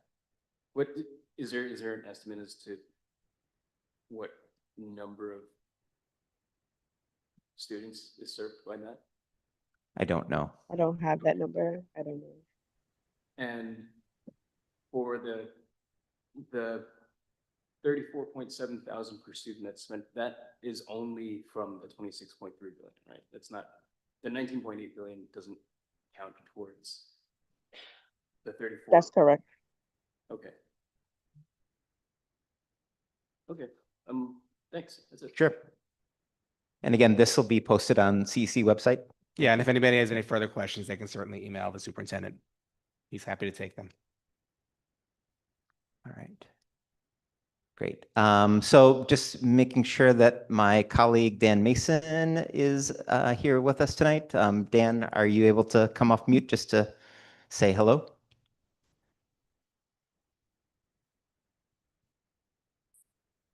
Oh, let me see if he's in the chat. Says cannot come off mute. So Yeah. I'm going to.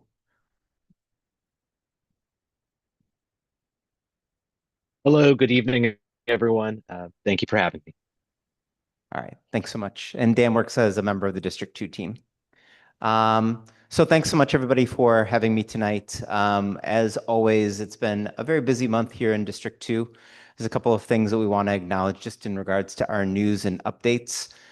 First of all, we want to congratulate Principal Bob Bender, who has served as principal of PS 11 for the last 21 years. At the end of August, Principal Bender will be retiring from New York City Public Schools. As many of us in District 2 can say, Principal Bender has really worked with many of us, touched our lives in lots of different ways, and served and supported his community with real grace. And we're very sad to see him go, but he's done an amazing job of setting up the school for success moving forward. We had a big visit this past month by all of the superintendents in New York City Public Schools. They visited PS 198. PS 198 was able to share the work that they're doing around core curriculum as well as intervention programs. We also had a district visit to our new pre-K center on East 65th Street. The new pre-K center on East 65th will serve 4 classes of 3K students, 4 classes of pre-K students, about 132 students total. And that picture there on the right is just a picture of a hallway, but it's going to be beautiful and filled with lots of early childhood joy very soon. We also have had last night a hiring fair, the first of a couple that are run. I really want to publicly acknowledge and appreciate Principal Alexis Tabor, who went out of her way to work and arrange this for our principals. We had over 100 candidates show up at the Battery Park City School for this hiring fair. I spoke with one principal this morning who said that she interviewed 40 different candidates for a position that she's going to have in the fall. And it's just a way in which we're coming together as a District 2 team, all of us, not just those working at the district level, but in our schools as well. We, as President Slutskin mentioned, we had our town hall, but earlier this week on Monday, there was a community listening tour in East Harlem. There was about 200 families that were, or 200 people who were there on hand to talk a little bit about the chancellor's priorities around rigorous academics, safety, and integration. We were able to talk about those topics at a roundtable and then share out our feedback with the chancellor. High school offers were released. We're still hearing information about from families about how it is that they are viewing the high school offers. Been very happy to say anecdotally that over the past couple of years, we are seeing more families happy with the placement that the offer that they have received in that first round. And Angela, as Angela Fallier shared in our opening presentation, we have summarizing coming up. Those applications are closing on the 27th. These are our schools that are hosting summarizing. Most of them are either fully accessible or partially accessible ADA. We do have a need in Lower Manhattan, in the Lower East Side and Chinatown neighborhood. So we have 3 schools that are there. PS1 is not accessible, but the others are partially, and we do accommodate families who may need an accessible school. The Peck Slip School is very close by, and that is a fully accessible school, as well as these middle schools here that are listed. You may have heard that yesterday the city released our new AI guidance. This AI guidance primarily is centered around the work of adults and the way that the system is going to support artificial intelligence. If you have a chance to look through this guidance, which is very, very much evolving, some people would say that this is just kind of like the very first layer of guidance that is laid out. It certainly does not address issues like, well, will our students able to use AI in classrooms, or how are they able to use AI in classrooms? Really, this first set of guidance is centered on how it is that New York City Public Schools are seeking to support and protect students. And also, you may have heard of this traffic light analogy, which is helpful in thinking about where it is that we are absolutely not going to use AI, where we have to proceed cautiously, and what might be considered okay.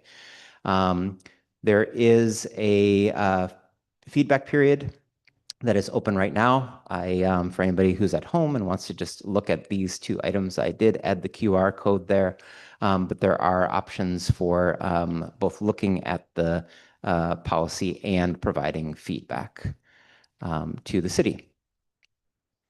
So this is where we'll bring our APA Dan Mason in.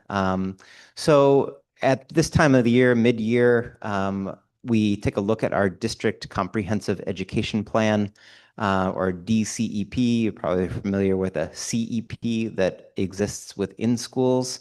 And we look at different priorities that have been laid out by our central office and by our chancellor. We're looking at a couple of priorities tonight and reporting out on progress that is related to the district work that we're doing in relationship to these two priorities.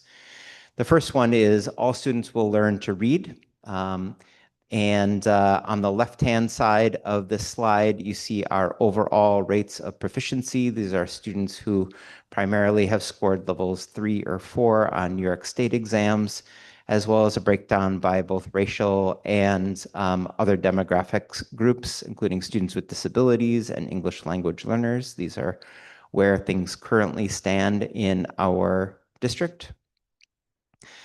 And then on the right-hand side is just a few of the steps that we are taking as a district in order to advance this priority around all students learning to read, including implementing strong curriculum for both intervention and core curriculum in our earlier grades, implementing supports for students to build their phonemic awareness.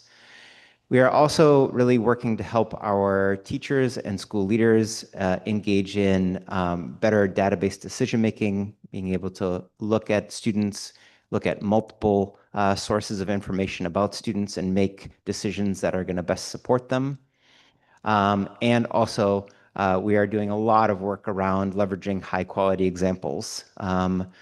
It is not a day goes by in which either school leaders or teachers from other schools are visiting one another in order to see quality work that is in place. And that's a big part of the work that we're doing at the district, is creating, facilitating those visits, asking and setting look-fors and priorities that visitors can see when visiting schools. And we are also working toward the adoption of New York City Reads as a citywide priority for the coming year in middle school. A lot has been centered on our early grades, but we know that there are lots of reading and literacy needs in our middle schools. And so we are actively engaged in considering what's going to be best for District 2 kids. With that, I'll turn it over to Dan. Hello, thank you, Kelly. So as Kelly mentioned, we just finished the mid-year screener window. And so this is an opportunity for us to review our DCEP based on the data that comes from those screeners. However, I felt like it would be important that we start by looking at our state ELA testing data from the previous few years, just to ground ourselves in the work that we've been doing. So what you see in this chart is the percentage of students scoring proficient on the state ELA exam. Proficient score is a 3 or a 4. And these are just grades 3 through 5 students, because this is the primary work where our priority was aligned to, priority 1 was aligned to. You see this, each line represents a different subgroup, or in the case of the dark green, the all student subgroup. Or I guess that's not a subgroup, just a regular group. And just to point out that we see significant gains with our Black students and with our students with disabilities. So DCEP Priority 1 focuses on all students learning to read well. As a district, we set up our goals to see improvement in composite scores or performance scores across all ELA screeners. And with this data set that I've pulled here to share, we're really comparing winter scores last year to winter scores this year. And the test does change between fall, winter, and spring. So it's a fair measure to compare winter to winter. just so that we could see differences in performance over year to year. And the focus is on all students and some of our subgroup populations and grades 3 to 5. So looking at the current winter screener window, we do see small increases for all students and Black students, a small decrease for Hispanic students, a significant increase for students with IEPs, and a decrease for our L students. I should mention increase and decrease in the percent that are proficient or considered proficient, which is at the 50th percentile or higher. I do also want to mention that the city does issue guidance or recommendations about testing for L's when we're talking about formative assessments, and schools do have discretion to follow those recommendations or not. So unlike state tests, where it's very clear who takes the state tests and who doesn't, schools can decide whether they're going to test some of their newcomers or wait until they've been in the school for a little bit of time. So that being said, there are differences among our schools in the testing procedures for L's. So I would really just, I do want to highlight that because, that may account for some of the numbers that we're seeing here.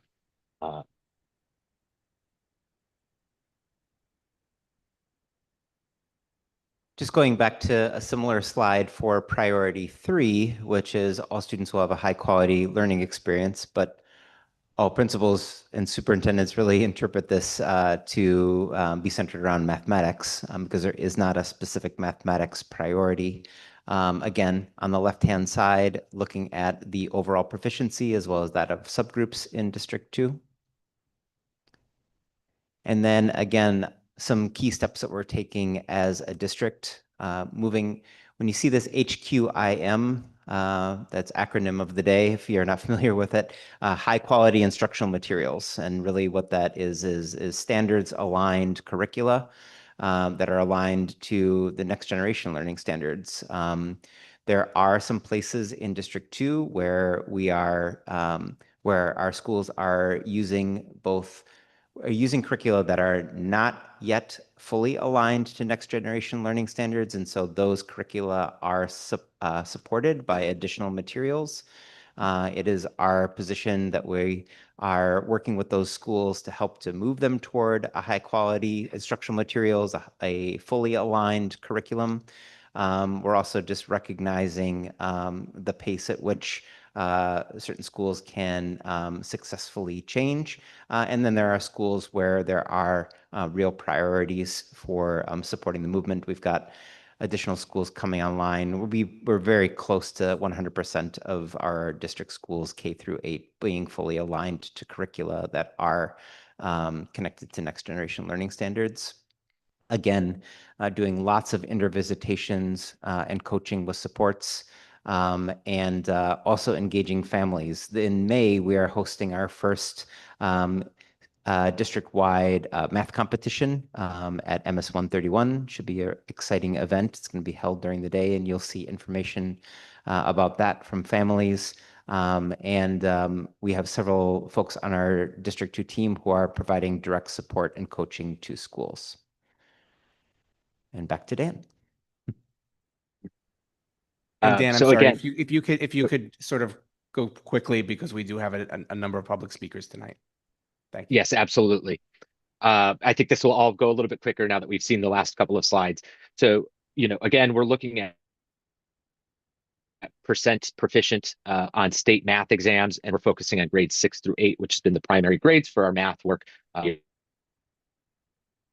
here.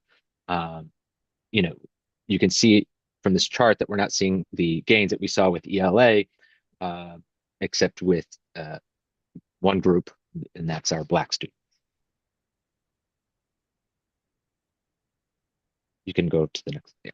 So again, most schools and districts write priority 3 as they write priority 1. They just use math instead of ELA. So we're looking for the same things here in the DCEP, which is improvement in performance scores for all math screeners. And again, looking at winter to winter, we're focusing on all students and in subgroups. And again, focusing on grades 6 through 8. So if we look at our current data from the most recent screener window and comparing it to the winter before, we can see significant increases among all students and our subgroup populations. And really, I do want to just highlight our students with IEPs, where we're seeing another significant gain, just as we are with ELA in math. Thanks so much, Dan. Really appreciate you. Yep.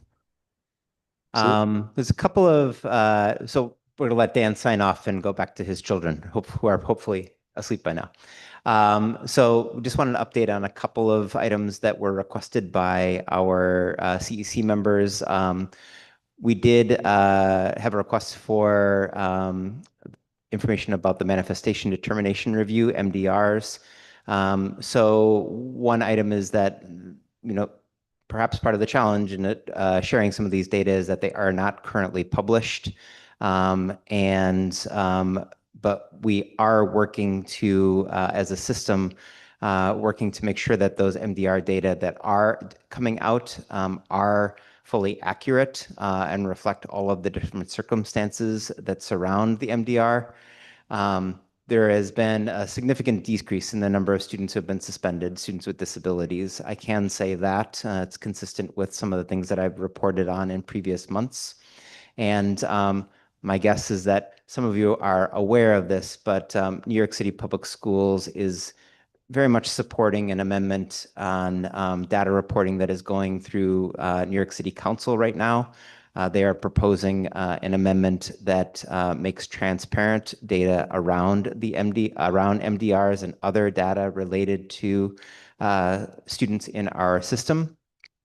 So we are supporting that, and that is supported by many of our city council members who are representing our district. There was also a question on the number of students who are living in temporary housing and how those numbers have changed over the years since 2022. There was a request to get a little bit more information on how those have changed year over year. So again, high numbers of students that were admitted to our schools in 2022 and 23. Peaked in 23, 24, and then in 25, 26, around 700. Again, it's important to note that these may not be unique students or different students. A student who is admitted to two different schools could represent two different admissions. But these numbers certainly have changed over the past 3 years. And again, key dates ahead. I can't believe it, but we are nearing some of these end of year activities that make the spring so busy and also special. The Met Museum is hosting the citywide soapbox, and we have 4 schools that are participating. Spring recess starts next week. And quickly after that, when we return, New York State exams will be open. And then we've got a couple of holidays at the end of May. Thank you very much for opportunity to share. Thank you. And I'm going to ask council members if they have questions, just given the time and my desire to give 2 minutes to each speaker. If you have any questions, to please send an email to Kelly offline. Thank you for that. The next thing on the agenda is our discussion of the resolutions, but I think we have a motion. Because it's 8:40 and we have 75 minutes of speaker time, I would like to make a motion that we allow the public to make their comment first, and whatever time is left, then we have time to speak on the resolutions, because I think it's, rather than us discuss, reversing that. I also think that we should limit it to less than 2 minutes, or we won't have any time to discuss them at the end. I think if we do 2 minutes, but we cut people off at 2 minutes. Yeah. It has to be 2 minutes. It's not 2 minutes, 30 seconds, because people go on tangents. We'll be good if we start now and we just keep it to 2 minutes. I will. Just don't be mad at me if I say it's time. Yeah. And you'll see the clock is on the screen, so you can see that. And you have this and this. Also, Okay. a reminder, if you don't need 2 minutes, you don't Right. have to take it. Right. I mean, when I was on the community board, one of my chairs used to say, if you agree with the person before you, it's okay to say, I agree with the person before me. That's okay as well. You could take your 2 minutes, but So we do have a few people who signed up as students, so I'm going to call on them first. I'm assuming they are actually students and it wasn't an error. Catherine Savage is the first one. And if my council members, when I call the name out, if you could also look to unmute, I think you have the ability to do that. And then so Catherine Savage is there. Hi, Okay. I'm so sorry. I'm not a student. I'm a parent of a student. Sorry if I Oh. selected the wrong box. Just- You can yeah, you can just go. skip me and go on to the next one. Okay, we'll come back to you. Okay, sorry. Nicole Samil. Is Nicole in the box? Okay, you unmute her. Samil. I rather. So mute. Hi, again, I'm also not a student and Okay. I'm terribly sorry. No, that's okay. We'll come back to you. Cyrus Sami. Oh, that's probably Yes, okay. he couldn't make it. He couldn't Okay. stay on as long. Okay, and then the last person who signed up as a student is Jaden Wimbish. Jayden Wimbish.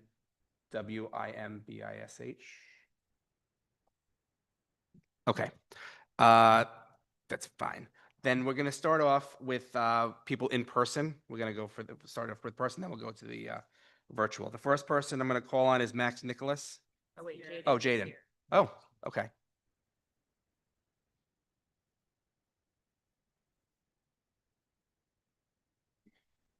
Okay. Go ahead. Hello, my name is Jaden. I am a sixth grader at OMC. I love my school. I would like the opinion for OMC to expand to a high school from sixth grade to 12th grade. I do not want a new high school on site. Thank you. Thank you. Do you have more to say, Jaden? You can say more if you'd like. You don't have to, though. Okay. Thank you, Jaden. We appreciate you participating. Okay, so we're going to call people who are here in person first. We'll start with Max Nicholas, if you can go over there. Do you have that extra mic? It's right here. Yeah, you want to?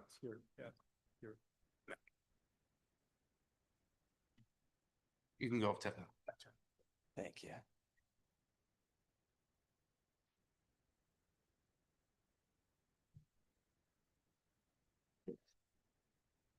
Hi, everybody. Thank you for having us. My name is Max Nicholas, and I'm the new Youth and Education Coordinator for the Manhattan District Attorney's Office. So I just wanted to introduce myself, let you know if there's anything you need with our office, any presentations, any information. I will be your point person for that. I can leave my business card. And so you have my contact information. And here's my supervisor, Imani. Good evening, everyone. Thank you so much for having us. I promise we will be super quick in the interest of time. So I would just like to share information about an upcoming event being hosted for the families and loved ones in New York City, residents in general, who have been supporting the victims of crimes.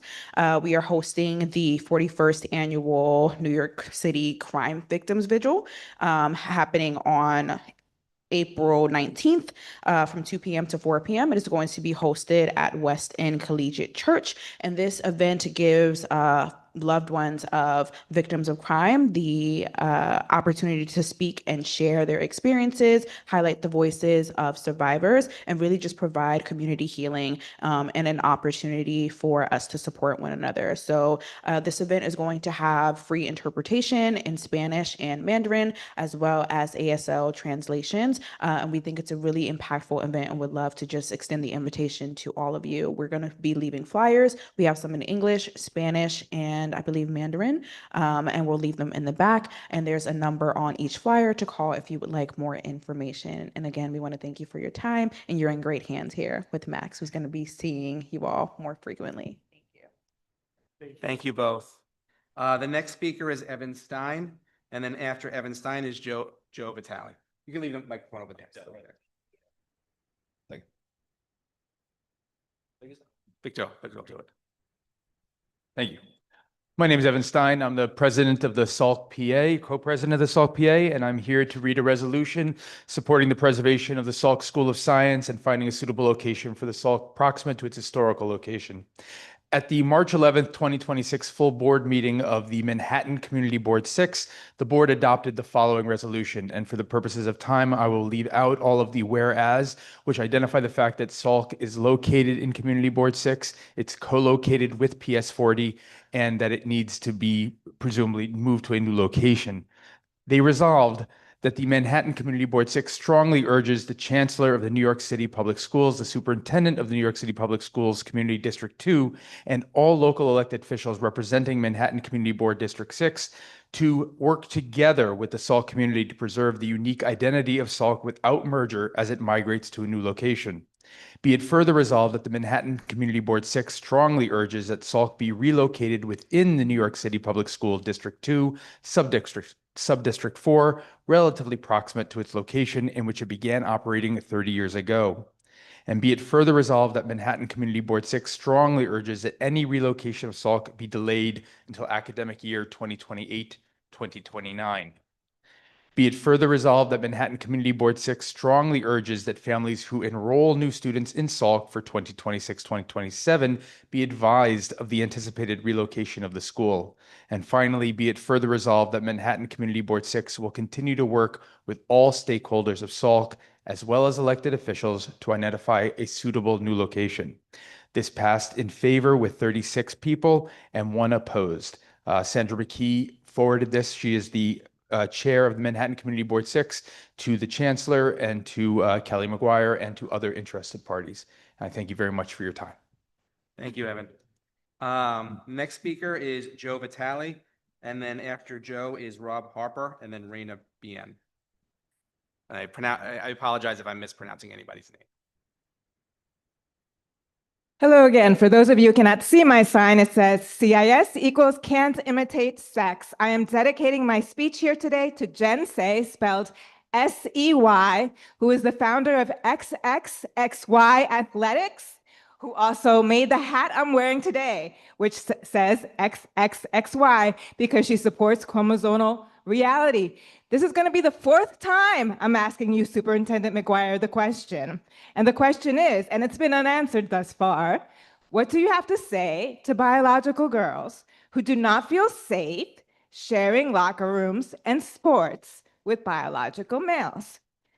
The Department of Education, the DOE, will not be challenged unless your resolutions are congruent with the mediocre robots that the DOE is seeking to produce. It will be ignored.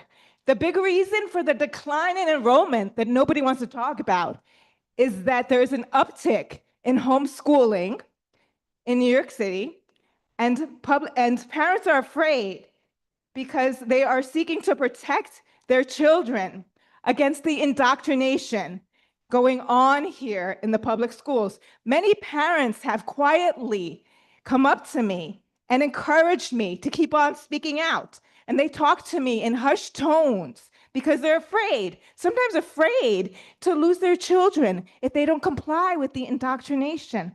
Again, I don't expect ideologically captured people to agree with what is really going on here when biological girls are forced to share locker rooms and sports with biological males.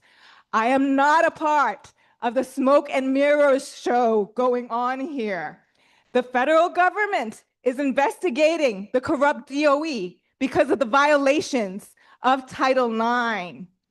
There's a battle. Time. Thank you. Thank you, Joe. Rob Harper.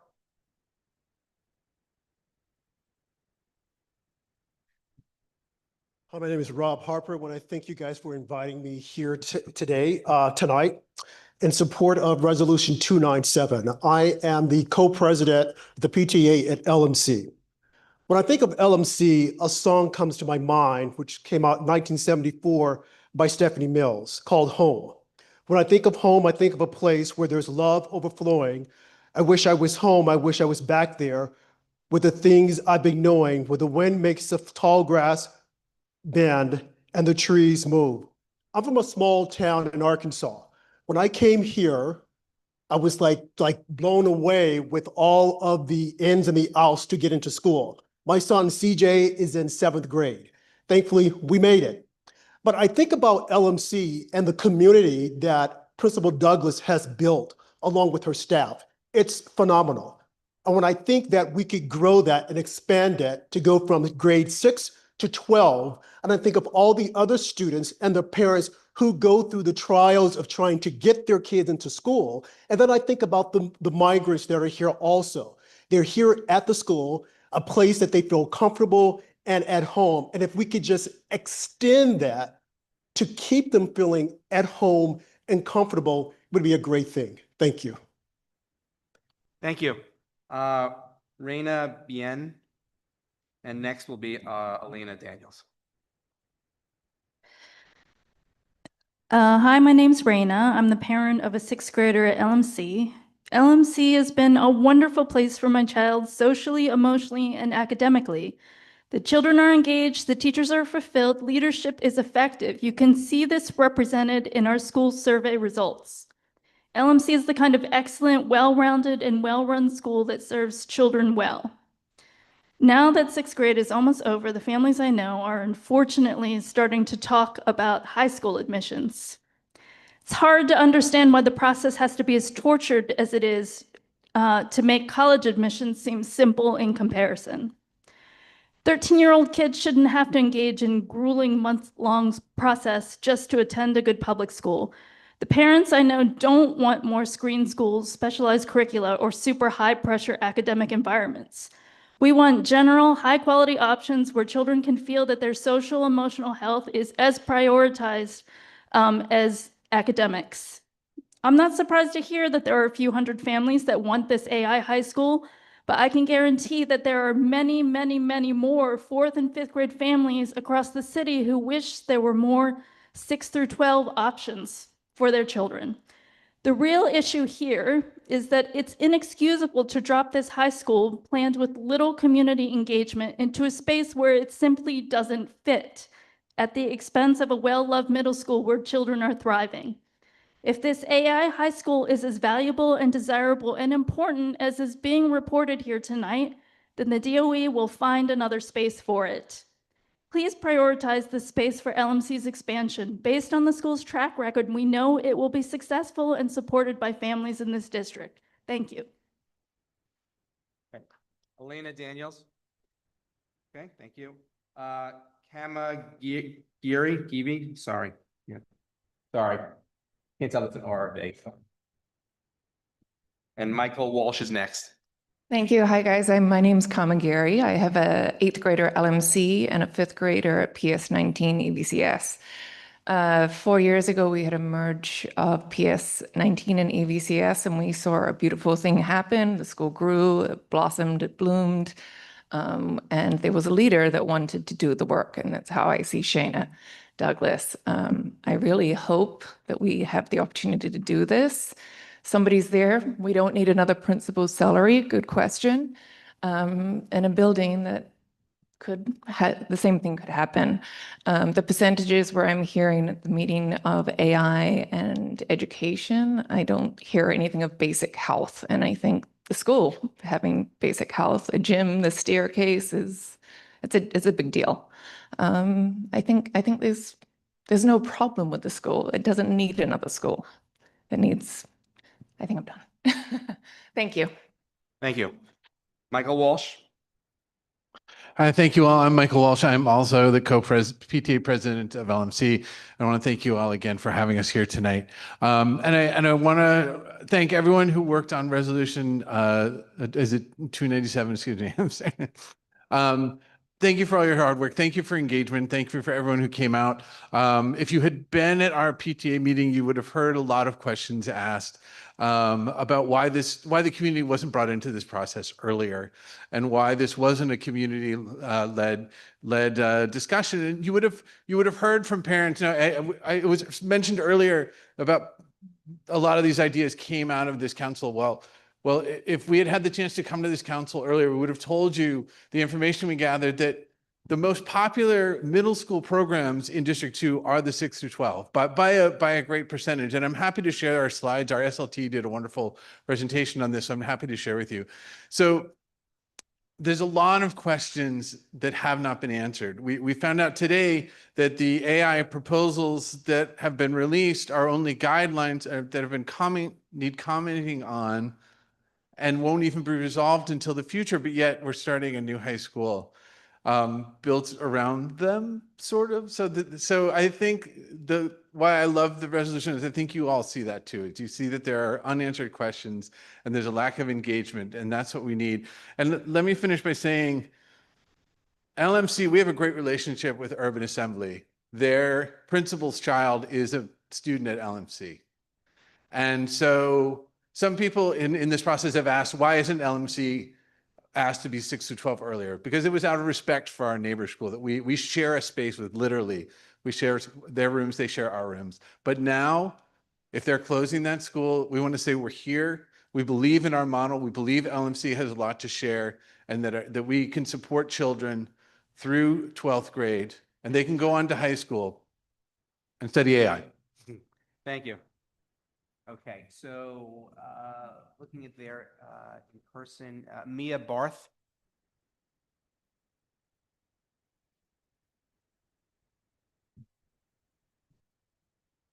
And then next will be Peter Schmidt. Hi, everyone. My name is Mia Barth. I'm a student at NYU, and I'm here representing David Siffert, who is an NYU law professor, and their campaign for state assembly in District 66, which is entirely within Community Education Council District 2. David wanted to attend tonight's meeting, but unfortunately had a prior commitment, so I'm here to pass along the following message that reads, "Thank you all for being so engaged on the proposal for an AI school. I am a civil rights lawyer and have spent years doing impact litigation and legislative advocacy at the intersection of tech and education. More importantly, I have a 2-year-old myself. So the future of education is deeply personal to me, and I feel the need to say something about this proposal. AI poses a threat of privacy violations, racial bias, environmental harm, labor shocks, disinformation, addiction, and even catastrophic risk. AI runs on processing and repacking of massive amounts of data. And what does that mean for our children's privacy? We have no idea. Furthermore, there is no reason to co-locate this dubious project within LMC, a move that would crowd the existing school, deepen existing capacity issues, and impact everyone's education for the worse.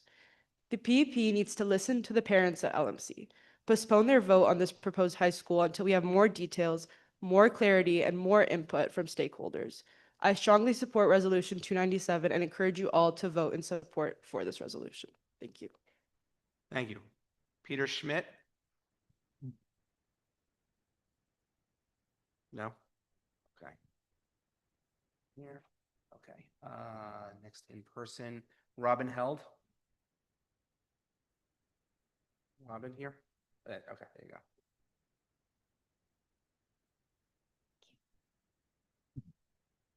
Hi, I'm Robin Held. I'm the mother of a 7th grade student at LMC, and I'm just here to voice my support for LMC becoming a 6th through 12th grade school, and just to share my son's reaction to it when I told him about it. He said, "Oh, I love LMC. I would love to be able to stay there." So I agree with what's been said by previous parents, and I just wanted to share my voice. That's all. Thank you. I think that's it for in person that I see on the signups. So we'll go to the virtual. The first person is Ann Hager, and then she'll be followed by Jess Luck. Can somebody unmute her? Thank you. Hi, can you hear me? Yes, we can. Great. Hi, my name is Ann Hager, and I'm the parent of 3 NYC public school students, 2 of which attend D2 schools and 1 of which is in high school. One of my children currently attends Lower Manhattan Community Middle School, and another graduated from LMC last year. She still cries and wishes she could go back. I'm coming to speak in opposition to the DOE's proposed opening of Next Gen High School to be co-located with LMC. The proposal for this new AI high school has had little to no real community engagement. Almost uniformly, the public reaction to that limited engagement has ranged from skeptical to outright oppositional. Having failed to engage with LMC, those proposing the school were unaware of the harms that it would do to our school, not to mention preventing the long-time wish for LMC to expand to a 6 to 12 school. There are already unfilled high school seats in local STEM programs within blocks of LMC. There's been zero data presented to indicate that the school is wanted or needed in this location, and in fact, a petition we created in opposition to the proposal and in support of the expansion of LMC has over 1,300 signatures and counting. The vast majority of those signatures are not LMC parents. Signatories come from every one of the 5 boroughs, with heavy concentrations not only in Manhattan, but also in downtown Brooklyn, Bushwick, and Bed-Stuy. Parents want another established and respected 6 to 12 school that provides a good all-around education with a solid administration and amazing teachers, not some gimmicky experimental AI school. Thank you. Thank you. Okay. So if people can just try to speak loud in their microphones. The next person is Jess Luck. I don't see a Jess Luck. Okay. Catherine Savage. I know I saw Catherine here. And then Seth Kreitzman, which I think I saw him as well. Hi, my name's Catherine. I'm a parent of a 6th grader at Lower Manhattan Community Middle School, and I'm here to ask that the CECD2 urges the PEP to postpone the April 29th, 2026 vote on the proposed co-location of the Next Generation Technology High School at the Broadway Educational Campus. There's been a lack of community engagement, detrimental co-location impacts, and concerns with the educational assessment of the school proposal. For these reasons, among many others, please consider tabling the Next Gen proposal. Thank you. Thank you. The next speaker is Seth Kreitzman. Yes. Hello, how are you? I've served as the school counselor at Lower Manhattan Community Middle School for the past 14 years. And through that work and through countless conversations with families navigating the high school process, I've heard the same thing over and over. Families want a safe, supportive environment that will challenge their child academically while keeping all doors open. They consistently shy away from programs that are too narrow, too specialized, or too soon. They want a strong foundation, one that prepares students for wherever they choose to go in the future. That is exactly what our team has spent years building, a model rooted in the arts, rigorous academics, and genuine attention to diverse learning needs. We know from both research and experience that fewer transitions during these critical middle years and the quality of the relationship students have with trusted adults are the most powerful drivers of academic and social emotional growth. We have built those relationships, we have developed that expertise, and we believe we have something real to offer more students across New York City. Okay. Thank you. Mark Messenger. I think I saw Mark's name. Okay. Hello, everyone. Mark Messenger. I have a 7th grader at LMC, and I'll try and be brief as possible. I agree with most of, all the comments have been made so far. First, I'd say LMC is just a very special place. It's not just another middle school, it truly is a community. I believe in Shanna, the principal, and all the staff, Seth, who just spoke included, do such an amazing job. It's such a unique environment that I think is hard to find. The second point I'll make, which is personal, I don't think it's been brought up yet, is LMC has such an exceptional special education program. My son takes advantage of it. Look, I have no problem with screen schools, specialized schools. I think there's plenty of options out there. But there is not enough schools that feel inclusive, supportive, and just normal, where different kinds of learners can thrive together. And I think that's where LMC really excels. So I think most parents here just are frustrated from the lack of transparency. And we see LMC as this great school, which is proven, which is successful. And you have a community that's asking for more of it. So why would we disrupt that with an AI school that's going to really, my fear is an AI school will swallow LMC in that school eventually. And when a school is supporting kids academically, socially, and emotionally, we should embrace that and not disrupt it with another school. Thank you. Okay. Someone named Lauren C. No last name. Is there a Lauren? Okay. Nicole Sami. And then Shane, just so you know, Shane Vasiskaukas, I think, is next after Nicole. Yes, good evening. My name's Nicole Sammy. I live in Manhattan with my two children. My older son is now a sophomore in high school. He applied to middle school during the pandemic, and like many families, it was a very difficult time for us. Applying to high school just a few years later was even more difficult, as my son and our family had to leave a very supportive community where he was learning and growing for a new school. If there had been a 6 through 12 school like LMC that offers access to sports, arts, and rigorous academics, that would have been our first choice. And now that my son is a sophomore, he is excelling in chemistry and math. But as he considers his college major, he is not considering computer science. And that seems to track with the current trends, as the UC system recently documented that computer science majors are declined by 6% last year, on top of the 3% from the year before. And I just also want to add that many tech workers at Google, Amazon, and Meta have sent public letters raising concerns that their work is contributing to AI and LLM systems that facilitate human rights violations and abuses. Opening an AI tech school without strong digital guardrails that protect children and their data would be negligent at this point. And for these reasons, I strongly support Resolution 297. Thank you. We're going to go back to Lauren C. I think we might have missed her, so my apologies on that.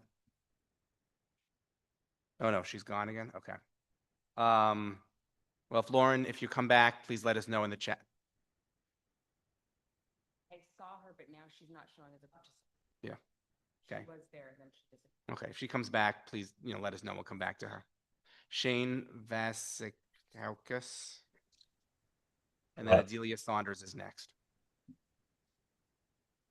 Yeah, hi, I'm Shane Viskauskas. I'm a District 2 parent. I joined my first meeting last month to encourage parties to keep my daughter's school, the lower lab, in its present location rather than move to Chinatown. What I heard from Superintendent Beidelman in his discussion of the AI high school proposal derailed that entirely. Beidelman insists that this is not an AI high school, but I read the proposal. Nobody would be talking about this if it were simply AP Stats, BC Calculus, and learning to code Python. The proposal extensively touts the importance of critical thinking. Beidelman cited a student survey claiming they used AI to, quote, learn what the teacher can't teach me. Using ChatGPT to summarize the subject rather than investigating for yourself is called cognitive offloading. I used my critical thinking and looked at the primary research. Gerlich in 2025 concluded cognitive offloading by adults atrophies critical thinking skills, which is bad enough. He also concluded that cognitive offloading by children prevents critical thinking skills from ever developing. Shannon Tamkin's 2026 study concluded AI use is not a shortcut to competence in a subject and may in fact be adverse. Councilmember Erin Carr mentioned last month that her author's bio from ChatGPT is only partially accurate. Gerlich, Shannon Tamkin suggests children who leverage Gen AI will simply never gain the skills necessary to recognize this inaccuracy. The proposal states it will, quote, prepare students to become ethical, informed, and skilled leaders in the technology sector, end quote. On last month's call, Beidelman touted that he is a Google GSC Innovation Fellow. He mentioned both Google and OpenAI were part of the planning team. You heard that right, Google, whose commitment to ethics famously includes canceling its motto of don't be evil.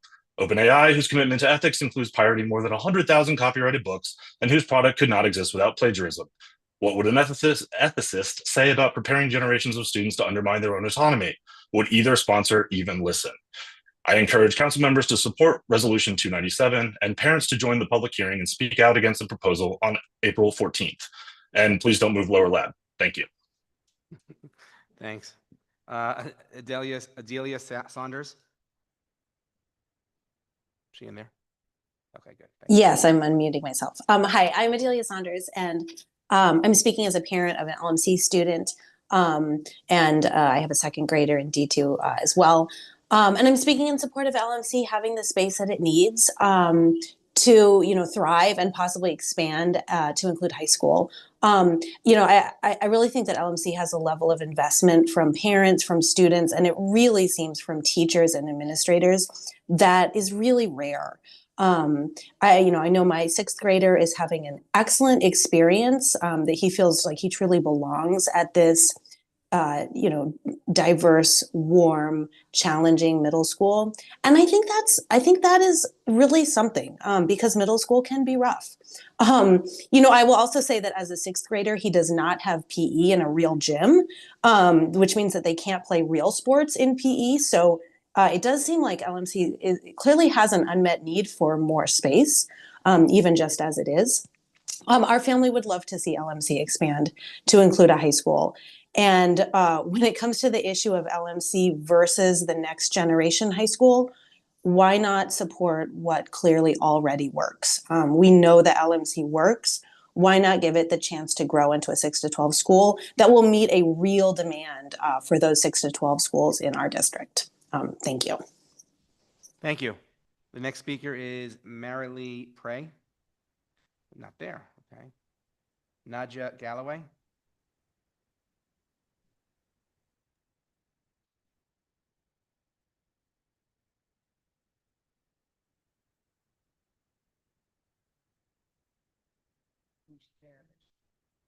Okay.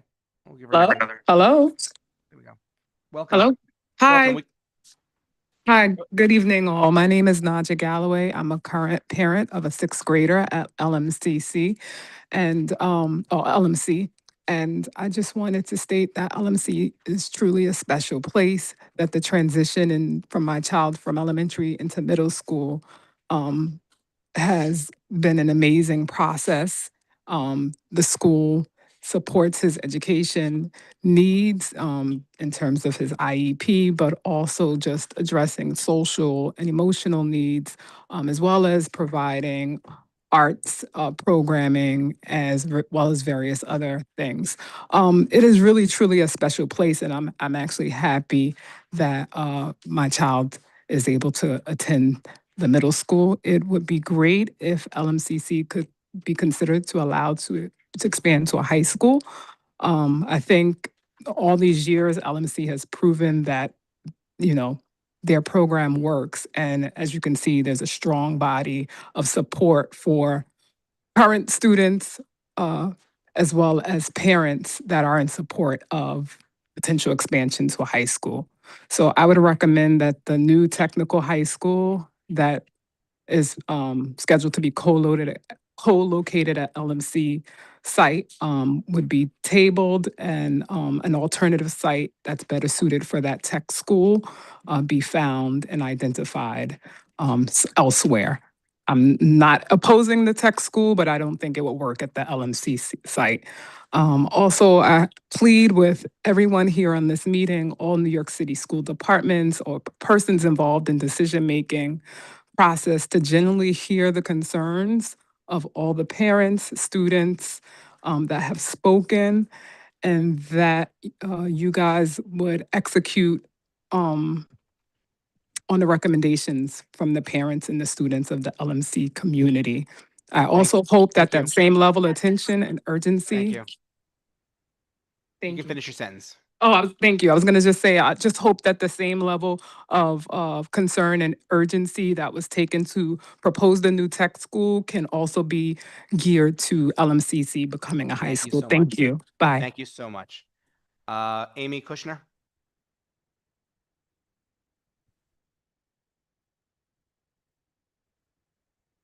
Unmute.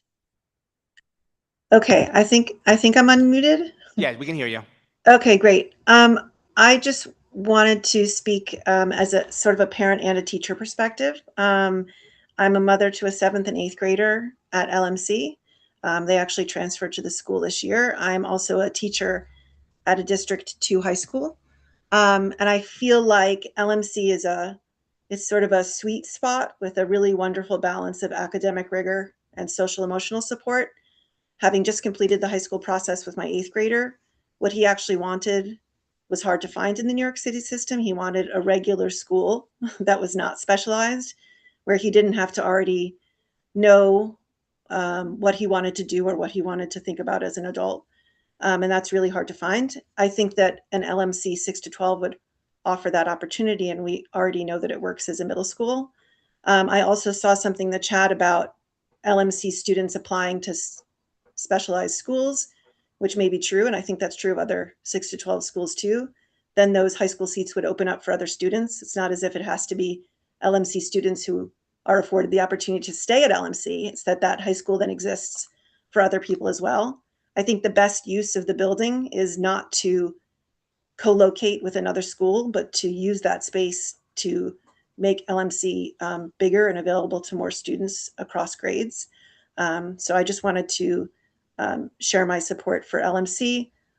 Also, just really quickly, the idea of the AI school proposal. I mean, I know it's going to be up for vote, but as a high school teacher, I can tell you that I don't think that is where our focus needs to be. I think we actually need to be focusing on building the brains of our students, not the brains of the computer. Thank you. Thank you so much. Christina Bernard. It's H-O-E. It's Hepker Bernard. It's okay. Thank you. Good evening. I'm a parent of a child currently attending LMC, a school that was at the top of our list because of its ability to check all the boxes from academic rigor, a robust arts department, a diverse and inclusive student body, and a talented and deeply caring staff from top to bottom. The interest and feelings regarding AI aside, of which I have many, I find the speed at which they are trying to push the opening of next gen to be irresponsible and negligent, not only because of its proposed curriculum, but for other critical reasons, including the significant burden that it would be to our current infrastructure. I personally have been trapped in the elevator in the past. I can't even imagine what 450 more students going through this building would do as it is right now. There was zero community engagement before February 4th, which should be a red flag to everyone involved, because there was a lack of transparency that is now being shared, but at a time where LMC was not given the opportunity to explore the opportunity to expand themselves. 6 to 12 schools are in high demand in our district, arguably far more in demand than a high school focusing on AI. And when I asked my 6th grader what she felt about the topic at hand, she asked, why would they prioritize a school that will expose kids to AI when all we want are just schools where we feel like we are learning and we fit in and we get to be kids? And I don't think I have that answer, and that's where I'll end it for the sake of time. Thank you. Thank you so much. The next speaker is David Lai. Not here. Okay. Cyrus Sami. Wasn't there another? Okay. Joe McGee. Hi there. Can everyone hear me? Yes, we can. Thanks for giving me a minute. I'm putting my daughter to bed so you can't see me. I just have 2 points in addition to the fantastic school that LMC is and the wonderful administration that's overseen by Shanna Douglas. There's 2 points I just want to make. One is there was an unfortunate movement several years ago towards smaller schools, when in fact what we know is that if you scale up what works, that's the best thing for kids and families. And this is an opportunity to scale up a school that's working. It's that simple. We're not looking for fragmentation with multiple schools. We want to scale up what works. The idea of the new school is an experimental one. I have nothing against experimenting in education. I do a lot of it myself. But I'd point you to the latest research that John Haidt is a colleague of mine at work. You may know his book, The Anxious Generation, that talks a lot about the effects of technology on kids. His latest work is about EdTech, and he's looking at how education technology was the promised land in the last 10 years and really isn't showing up to be that. If anything, there's a net negative effect relative to other educational tools. We can read about this next year with a school that's already launched focusing on this and then regret our decision. Or we could read about it now with all of, 5 months to spare and do something about it now. You have a great alternative. It's in LMC, a proven track record. Just expand that, scale it up, keep the administration in place, and move on. It's much simpler than what's being proposed. Thank you. The next speaker is Stacy Burt.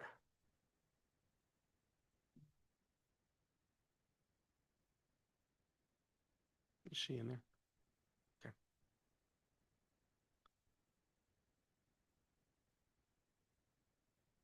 Give her another second. You can always come back. Stacy, are you there? Okay, we can come back to her. Amy Lundeen. Hi, I will be quick. I'm an LMC parent. I have a 7th grader there. I'm also on the SLT there. I just agree with everything that everyone has said in terms of supporting expansion of LMC. I also have a high school student. He is at a 6 through 12. I couldn't give up the opportunity to be at LMC with my younger child, even though it meant not being at a 6 through 12. And I think that switch for high school is it's really hard on the kids. It's really hard on the families. And I think we just need more through 6 through 12. And can't agree with more with what everyone has said so far. So thank you for being here and for listening to us. Okay, thank you. And the final speaker will be Kelly Robshaw. Not there. Okay, we'll try Stacy Burt one more time.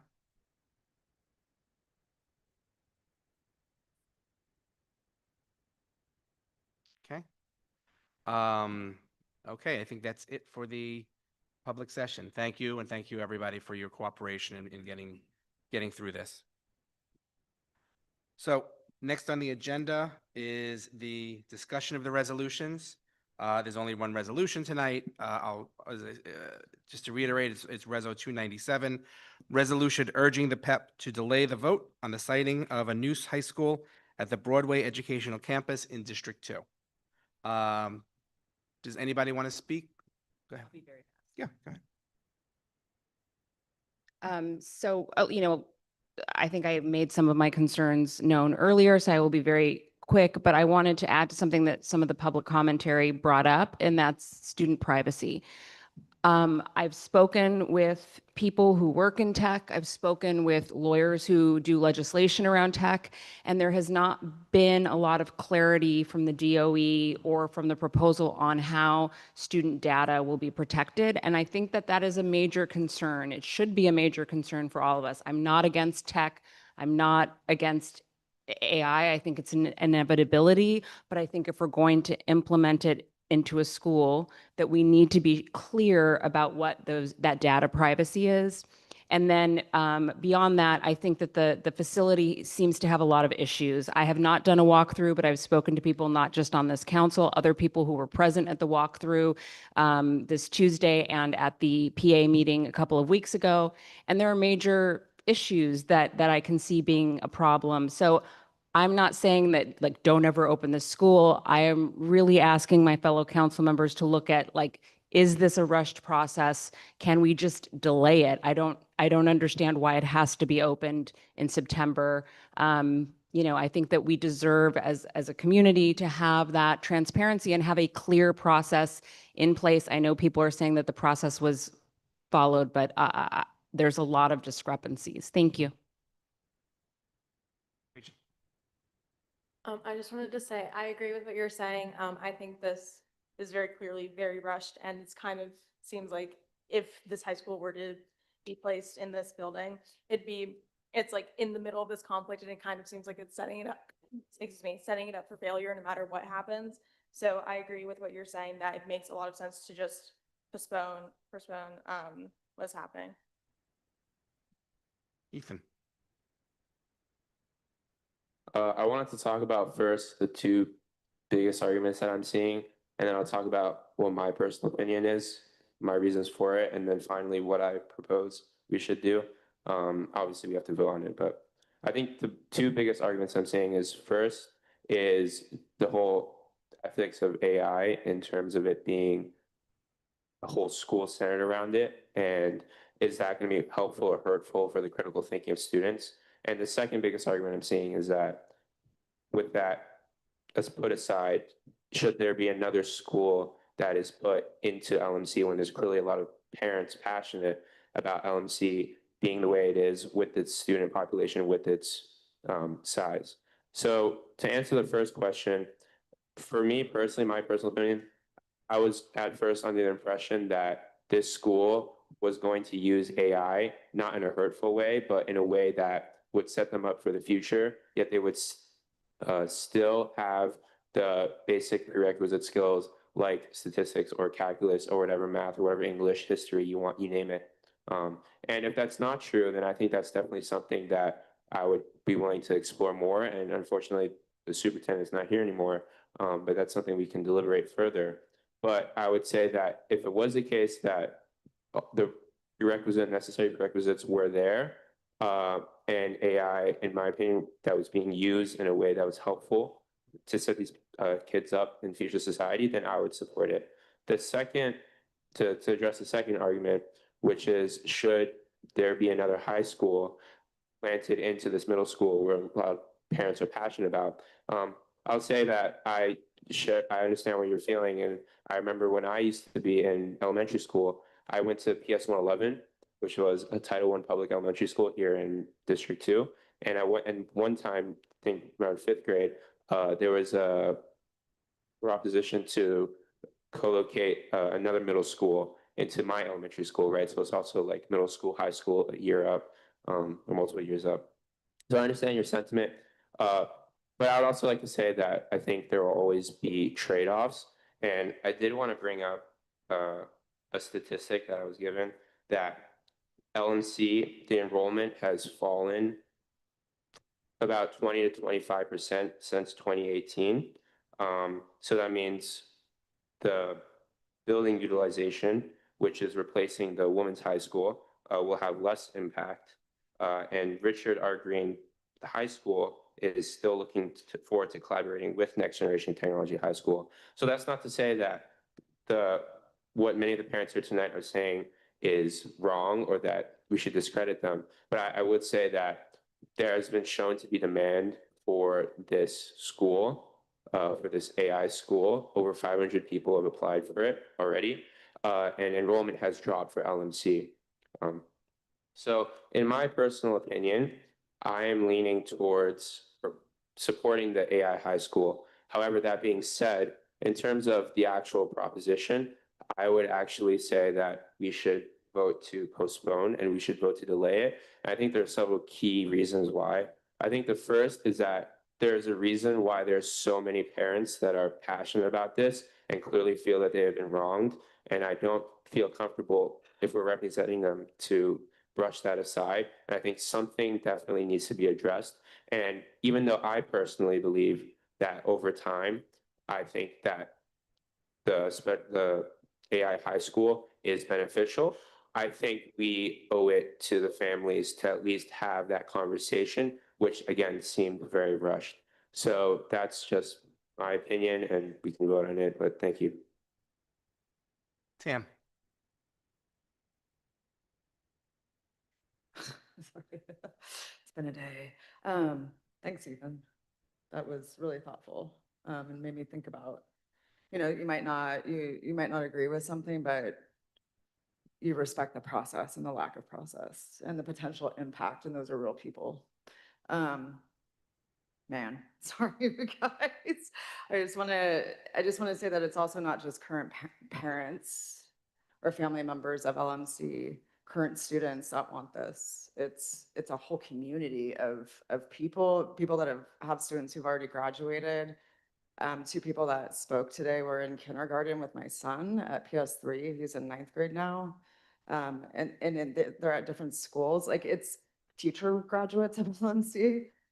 So we know it works. And it was really interesting to be in that space. And I know that we're supposed to talk about this space. And I want to say that they're already really, man, you have middle schoolers that can't do PE the way that they're supposed to at all already. And that's with like only 90 kids in urban assembly, right? I saw the space, I walked through it, and the idea to divide this tiny gym up into 3 parts. And you're talking about high schoolers that go to out lunch. There's also no outside space at the school. So you have 6 through 12, you know, I mean 6 through 8th graders who need PE. They're supposed to get it in 90 minutes twice a week at LMC. They're not even meeting that mandate now because of this space issue. And they don't have space for after school. And then the rooms that they've been using upstairs at Urban Assembly, I went up there and I saw them, and they're huge, and they're fully using those rooms, and those would be gone. So I just really want to talk about that impact, but then I do want to just quickly, because I'm sure you guys are sick of me talking about students with disabilities, but I just want to say, you heard it tonight from parents. And I know it to be true, and I would not lie to you about this. I work with so many families that are dealing with non-compliance. Their kids are not seen and they're not supported, and it's not because they can't do the work, it's because they're not included and given access. LMC does the best job out of any middle school I've seen in any district with students with disabilities across the board. There's already a special classroom there, a self-contained classroom. They want to put an Essence Horizon program in there. I mean, why do these students always they never get thought of? They never get thought of. You're hearing how inclusive and supported they are, not just how they feel, but they're successful and high achieving. And so I'll just close with this, when I know you also probably get sick of hearing about SEL and social emotional this, and if the kids are happy, then school is probably not that rigorous. They have a lot of high achieving students, and high achieving looks different for everybody, but they're successful kids, and yeah, they're happy because the school's doing the work, and that principal is amazing, by the way. Thank you. Anybody else want to speak? Gavin, go ahead. Yeah, I'll be brief. I think one theme I see here is the theme of time, and we just haven't had time to evaluate this proposal. I think for most of us, we probably spent more time and were able to do more research evaluating like where to send our own child to a middle school than we have had available to us to evaluate this proposal. You know, it may be a good proposal, but we just haven't had the information we need to decide that. We've had a couple of, oral presentations from the superintendent, but it really wasn't enough to give us a picture of what this curriculum is. It wasn't enough, even in the brief, meetings we've been able to have, the tour, to know what the impact is on the other 2 schools in the building. So if I'm going to spend more time, I mean, if I spend a certain amount of time deciding where to send my child to middle school, I think I need to spend even more time deciding like an educational decision that's going to impact like hundreds of students, because the stakes, are just keep expanding.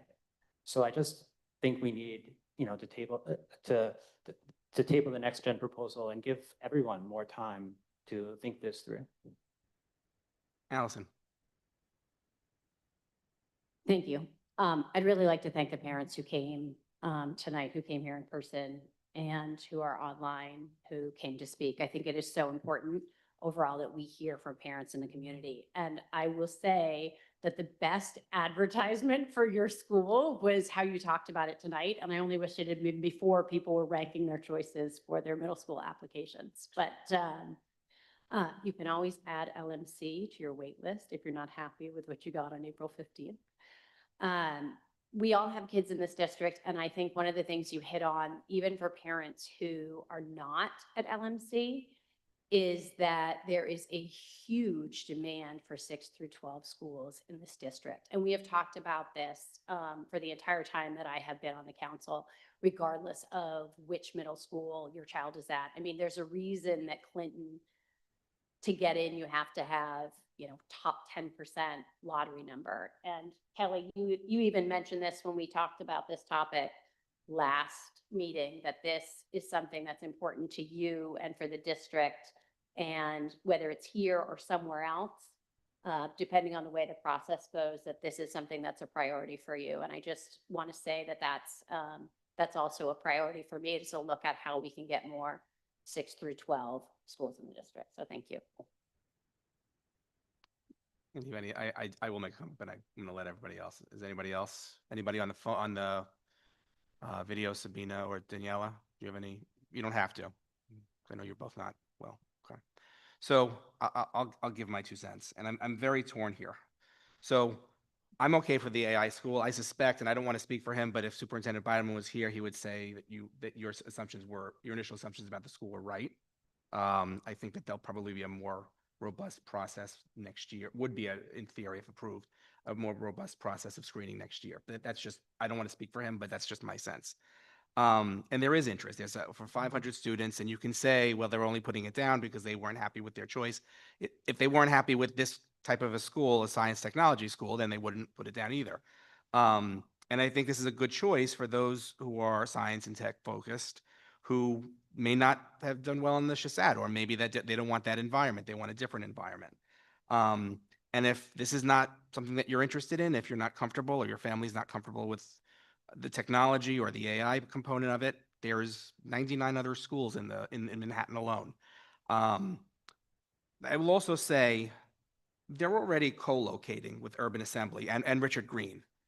And had Urban Assembly gone to capacity of whatever it was, capacity was 400, what did he say, 400 or something like that, 300? Would we be here having a hearing that the school is too large and Urban Assembly must go? Like if the school was got capacity, because one of the arguments is the school can't handle another school with 400 of whatever number of kids. But what happens if Urban Assembly, I think it's Urban Assembly. Urban Assembly was 400 kids. I don't think anybody would be saying, let's throw them out. But here we are. On the other hand, well, I will also say the Department of Education did the work within the statutory timelines. They did. This is the rules. There are specific rules. They have to give out the impact statement by a certain amount of days. They have to talk about, they have to tell, they have to have the hearing, and they have to give notice for the hearing with a certain amount of time. So they can't do things before, it takes a certain amount of time before they can go to the PEP. So they've done everything. They've done everything with my understanding is they've done everything with the statutory dates. But is that what we should be striving for? The bare minimum. I mean, how many of us really want our kids to do the bare minimum at school? So I can understand that. And I can also understand if I was an LMC parent, or if I was a parent who was considering LMC, I know there are a lot of students from PS3 and PS41. If I was one of those parents who was considering LMC, I'd be pissed that I didn't get the opportunity. They have asked in the past, and I get it. I'm a parent too. So, I can see both sides of this. I think that you can manage a third school in there. You can. It may not be ideal, but welcome to Manhattan High School, Manhattan public schools. A lot of them have co-locations that are not ideal. So it's not ideal, but could you have done it? Yes, because if Urban Assembly was 400, they would have done it. I did the tour with Tam. I saw the gym. It's a nice gym. It's not huge, but it's decent. But having 3 different schools would be a challenge. But again, I've been to schools of 1,200 kids that share a gym. They do it. It's more awkward when you're dealing with 3 different schools, and I get that. So I am very conflicted here, because I see both sides. I see the need for this new school. There are needs. That would be a citywide program that anybody from Brooklyn or Queens or the Bronx can also access, not just D2, not just D1, D3, D4, D5, D6, but also from the outer boroughs as well. In Staten Island, it's actually pretty convenient from Staten Island. But I also understand that the LMC parents don't feel that they got the opportunity to at least plead their case. If I was a PEP member, I may think about it a different way, but I'm also recognize that we are, and I am, a CEC2 member here to advocate for a CEC2 program. So, I'm not concluding with an answer. I'm just saying I see both sides, and I am extremely torn here. So, anyway, that's my 2 cents. Ethan, do you want to say one more thing? I'll make it quick, but I just want to say I agree with that. So that's why, for me personally, I would say that I would vote yes for this resolution because of the fact that we represent these families and we have an obligation to make sure that they felt seen and heard. However, based on what I know right now, unless something else changes, that I will still support the AI high school. And you guys may have different opinions, but that is my reasoning why I will be voting yes, but with nuance. Thank you. Any other comments, Sam? I know you haven't spoken yet. Can I? Yeah, I totally agree with feeling very, very conflicted about this because the process does feel rushed, even though it was within, the legal procedure that needs to take place. And aside from whether or not anyone feels an AI screens high school is necessary or not, there is some interest in it, apparently.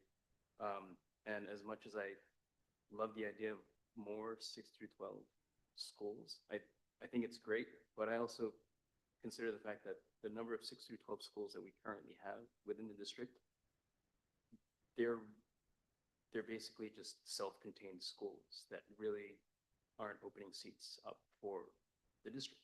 I mean, I was just doing some quick research earlier, and some of these schools like Clinton and ICE, they only have about 5 seats available each year for incoming students, which is great if you're already in the school. What? Yeah, for the high school. Yeah, but at the same time, if you have a 6 through 12, that high school is not really open for most of the students that are trying to get into high school, and so that's one thing that I can see. Because and then the other concern is, okay, maybe the building usage is a problem because you have 3 schools sharing the utilities, but I didn't hear any voices from the Richard R. Green families saying that having a new high school in here would stress the utilization of those. If it was like such a massive thing, I would think there would be more families coming forward to speak from that. So I'm torn. I can see like multiple sides of the issue, but I do appreciate like a lot of people. Cody, and then Aaron, then we should end. If I just had a question along those lines because I didn't do the walkthrough. LMC and Richard R. Green, they all share space, but LMC has classrooms that they're currently using that would be that aren't their classrooms, that they've been borrowed or lent from Urban Assembly School, correct? So I think to that point is the reason Richard R. Green, it's a contained school, they have their space. I think LMC is more integrated into the Urban Assembly space. Is that correct? I didn't do the walkthrough. LMC and Urban Assembly share an entrance, and LMC utilizes, I believe, 4 classrooms on the 4th and 5th floors where Urban Assembly are. Richard R. Green has a completely separate space and entrance, and the only space that they share is the gymnasium of the other schools. Just on that point, and again, I don't know the feasibility, but this is what I was told. So on those 4 classrooms, there was also a very, very, very big computer lab. You know what I'm talking about? Which I was told by ODP on the tour, theoretically can be split up into 3 classrooms. I mean, it's big. I mean, it is big. And those 3 classrooms could, if needed, go back to LMC. This is what I was told. I don't know if it's valid or not, but I'm just reporting what I was told. Sam, I just want to say, Can I make a comment? Your question about the space and talking about the sort of being insular, but I would also note that every space that in a LMC 6 to 12 school that in like 9th, 10th, 11th, 12th grade that gets filled by someone means there's another space open up at another school, because these schools are all like sort of existing in sort of in a network with each other. So if students are selecting LMC for high school, that means there's going to be other schools that are going to, that those students otherwise would have enrolled in, that are going to have spaces open up. So I think it is a net positive for all of us. Okay, so Daniela has a comment. She hasn't spoken yet, and then I think if it's okay, we can close it. Just going to answer something that keeps coming up in the chat, and it takes me 10 seconds. Okay, so Daniela, then Aaron, then we'll finish up. I am also very torn. I think even besides the process, this type of decisions communities are never happy with the process, right? We could postpone, have another year. The LMC community will not be happy, even if they have monthly meetings with the GOE, right? But I think my biggest concern is about the partnership of a tech industry that just lost a big lawsuit today. I have no trust, nor in the GOE and nor in the tech industry, to be working in the interest of our kids. On the other hand, I think any decision about expanding a middle school to a 612 should be based on which middle schools have the largest number of D2 students, putting that school as a #1 priority. It should not just be because you're located in the building. The building does not belong to that school. It belongs to the GOE and to the entire city and to all New York City taxpayers. So I really think this decision needs to be done in a much more rational and data-driven way. If there will be an expansion, it should not just be, casually because the school is located there. Not every single school has lost enrollment in our district and in our city. The LMC has lost a lot more enrollment than even the average for the city, and we have lost a lot. And so I really think it's very important. If there is any expansion, it should be prioritized for the schools that actually are in high demand for middle schools. Thank you. Erin, do you want to make very, very Very fast, because I see this coming up in the chat. Why hasn't LMC tried to merge with Richard R. Green, or they've never put forth a proposal? The Richard Green School, is my understanding, they use a separate entrance. That's part of why it works. Number two, I was told that the LMC PA or SLT had brought this proposal before, and in 2023, the UFT Working Group for Class Size Compliance, just on their own, had put forth a proposal that a cost-effective way to use that space, because they saw the dwindling numbers, was to make LMC into a 6-12 school, and they got no response from the DOE on that. So I just wanted to put that there because it kept coming up. Why haven't they done this? It's never been proposed, and I know of 2 that were proposed. So that's it. Okay. So thank you for the robust conversation, everybody. It's 9:48. I think we need to move to vote. So we're going to go, sorry. That's okay. Oh, sorry. So I'm going to make a motion to approve Resolution 297, resolution urging the PEP to delay the vote on the siting of the new high school at the Broadway Educational Campus in District 2. Can I get a second, please? Second is Erin Carr. Please take it to a vote. On Resolution 297, Allison Bowen. Gloria Chu. Sorry, Allison Bowen is a no. Gloria Chu is a yes. Daniela Egrov. No. Daniela Egrov is a no. Gavin Healy. Gavin Healy is a yes. Erin Carr is a yes. Cody Lindquist. Cody Lindquist is a yes. Sam Lowe. Sam Lowe is an abstention. Tal Maisel Shea is absent. Rustam Mavlanov. Abstain. Rustam is an abstention. Tamira Reed. Tamira Reed is a yes. Sabina Serenese.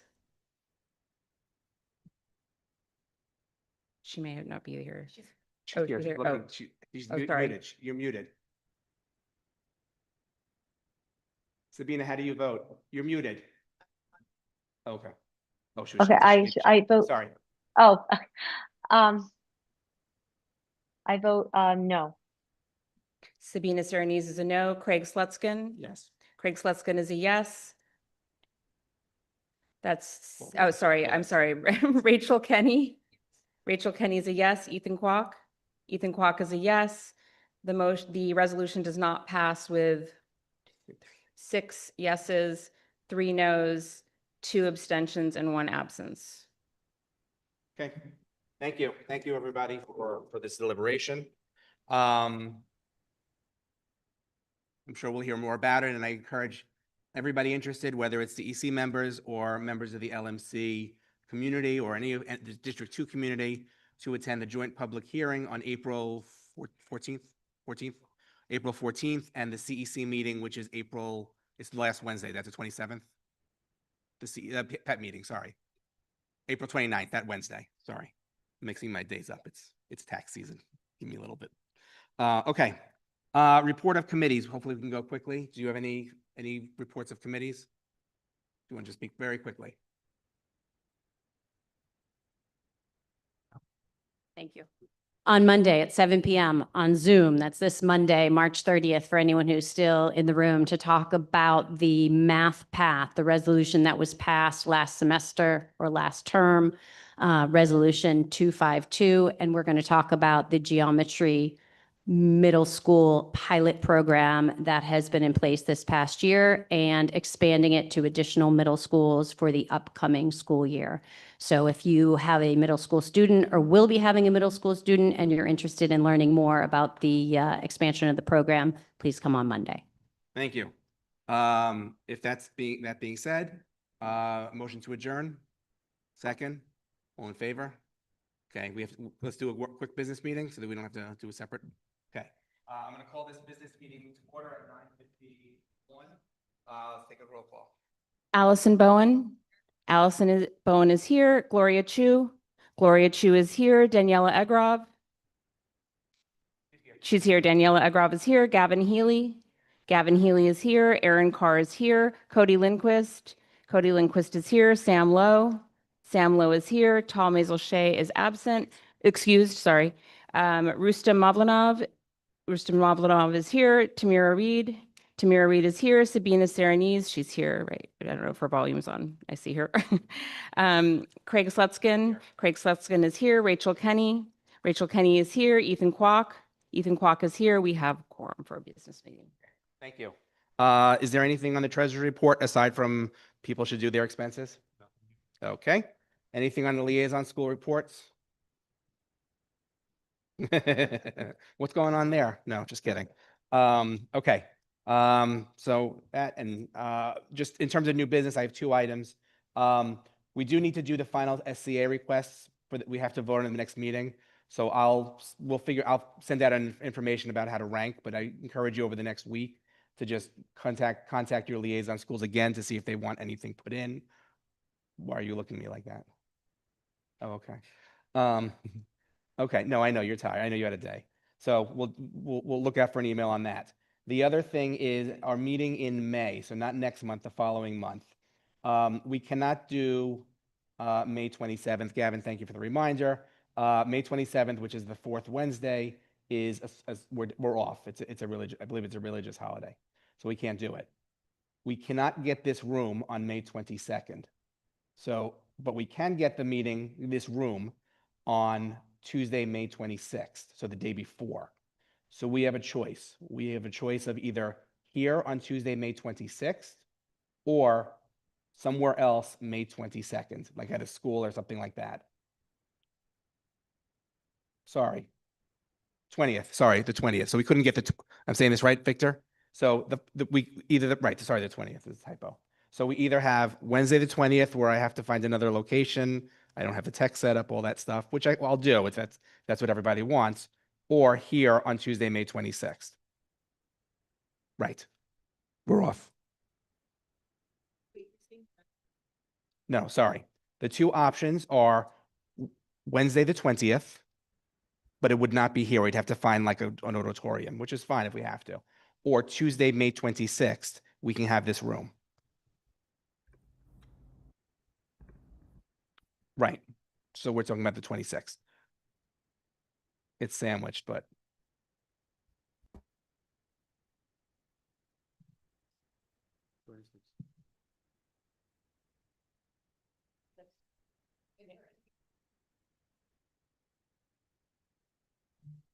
Right. I can do both also. That's fine. I mean, okay. May. That's fine. That's fine. I mean, my preference is I'll be honest. My preference is the Tuesday, the 26th, because I don't want to bring the suitcase out. But I will if that's what people want. It's fine. I will do what you want. 26th. Is everybody okay with the 26th? Great. Thank you. Okay. Anything else? Anybody have? Yes, Tam, and we have to be out in 5 I have minutes. old new business, and Allison's here, so I guess I could, Allison, maybe engage you in just a quick, not to put you on the spot, but I did bring this up before in the last meeting, and I know that Craig brought it up in an email. For our committees or subcommittees that we're on, can you please, before you schedule a meeting with a speaker and all of that stuff, like engage your committee members? I had no idea that this was planned until after it was planned. You're talking about the Monday meeting. Yeah, and I'm on that committee and I like was completely left out of like any of that planning, like not even an email to tell me anything about it or an agenda or even the name of the speaker. So like in the future, can we just like be more cognizant and like work together and be a little bit more democratic? I don't even know what the role of a committee member is other than like, you're just like a member of the public. If you just show up to the meeting, I mean, what's our role? So just, I want to work together. That's why I'm on that committee. And already it sucks. Okay, well, I think that's a good point. And my suggestion is, you should speak to the chairs of the committee should have a conversation with you. Okay. Okay, I just a group.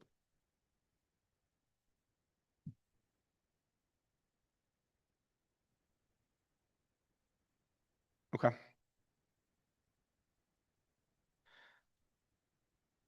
Okay. Anything else? Would you want to respond or? I hope you can make it on Monday, Tim.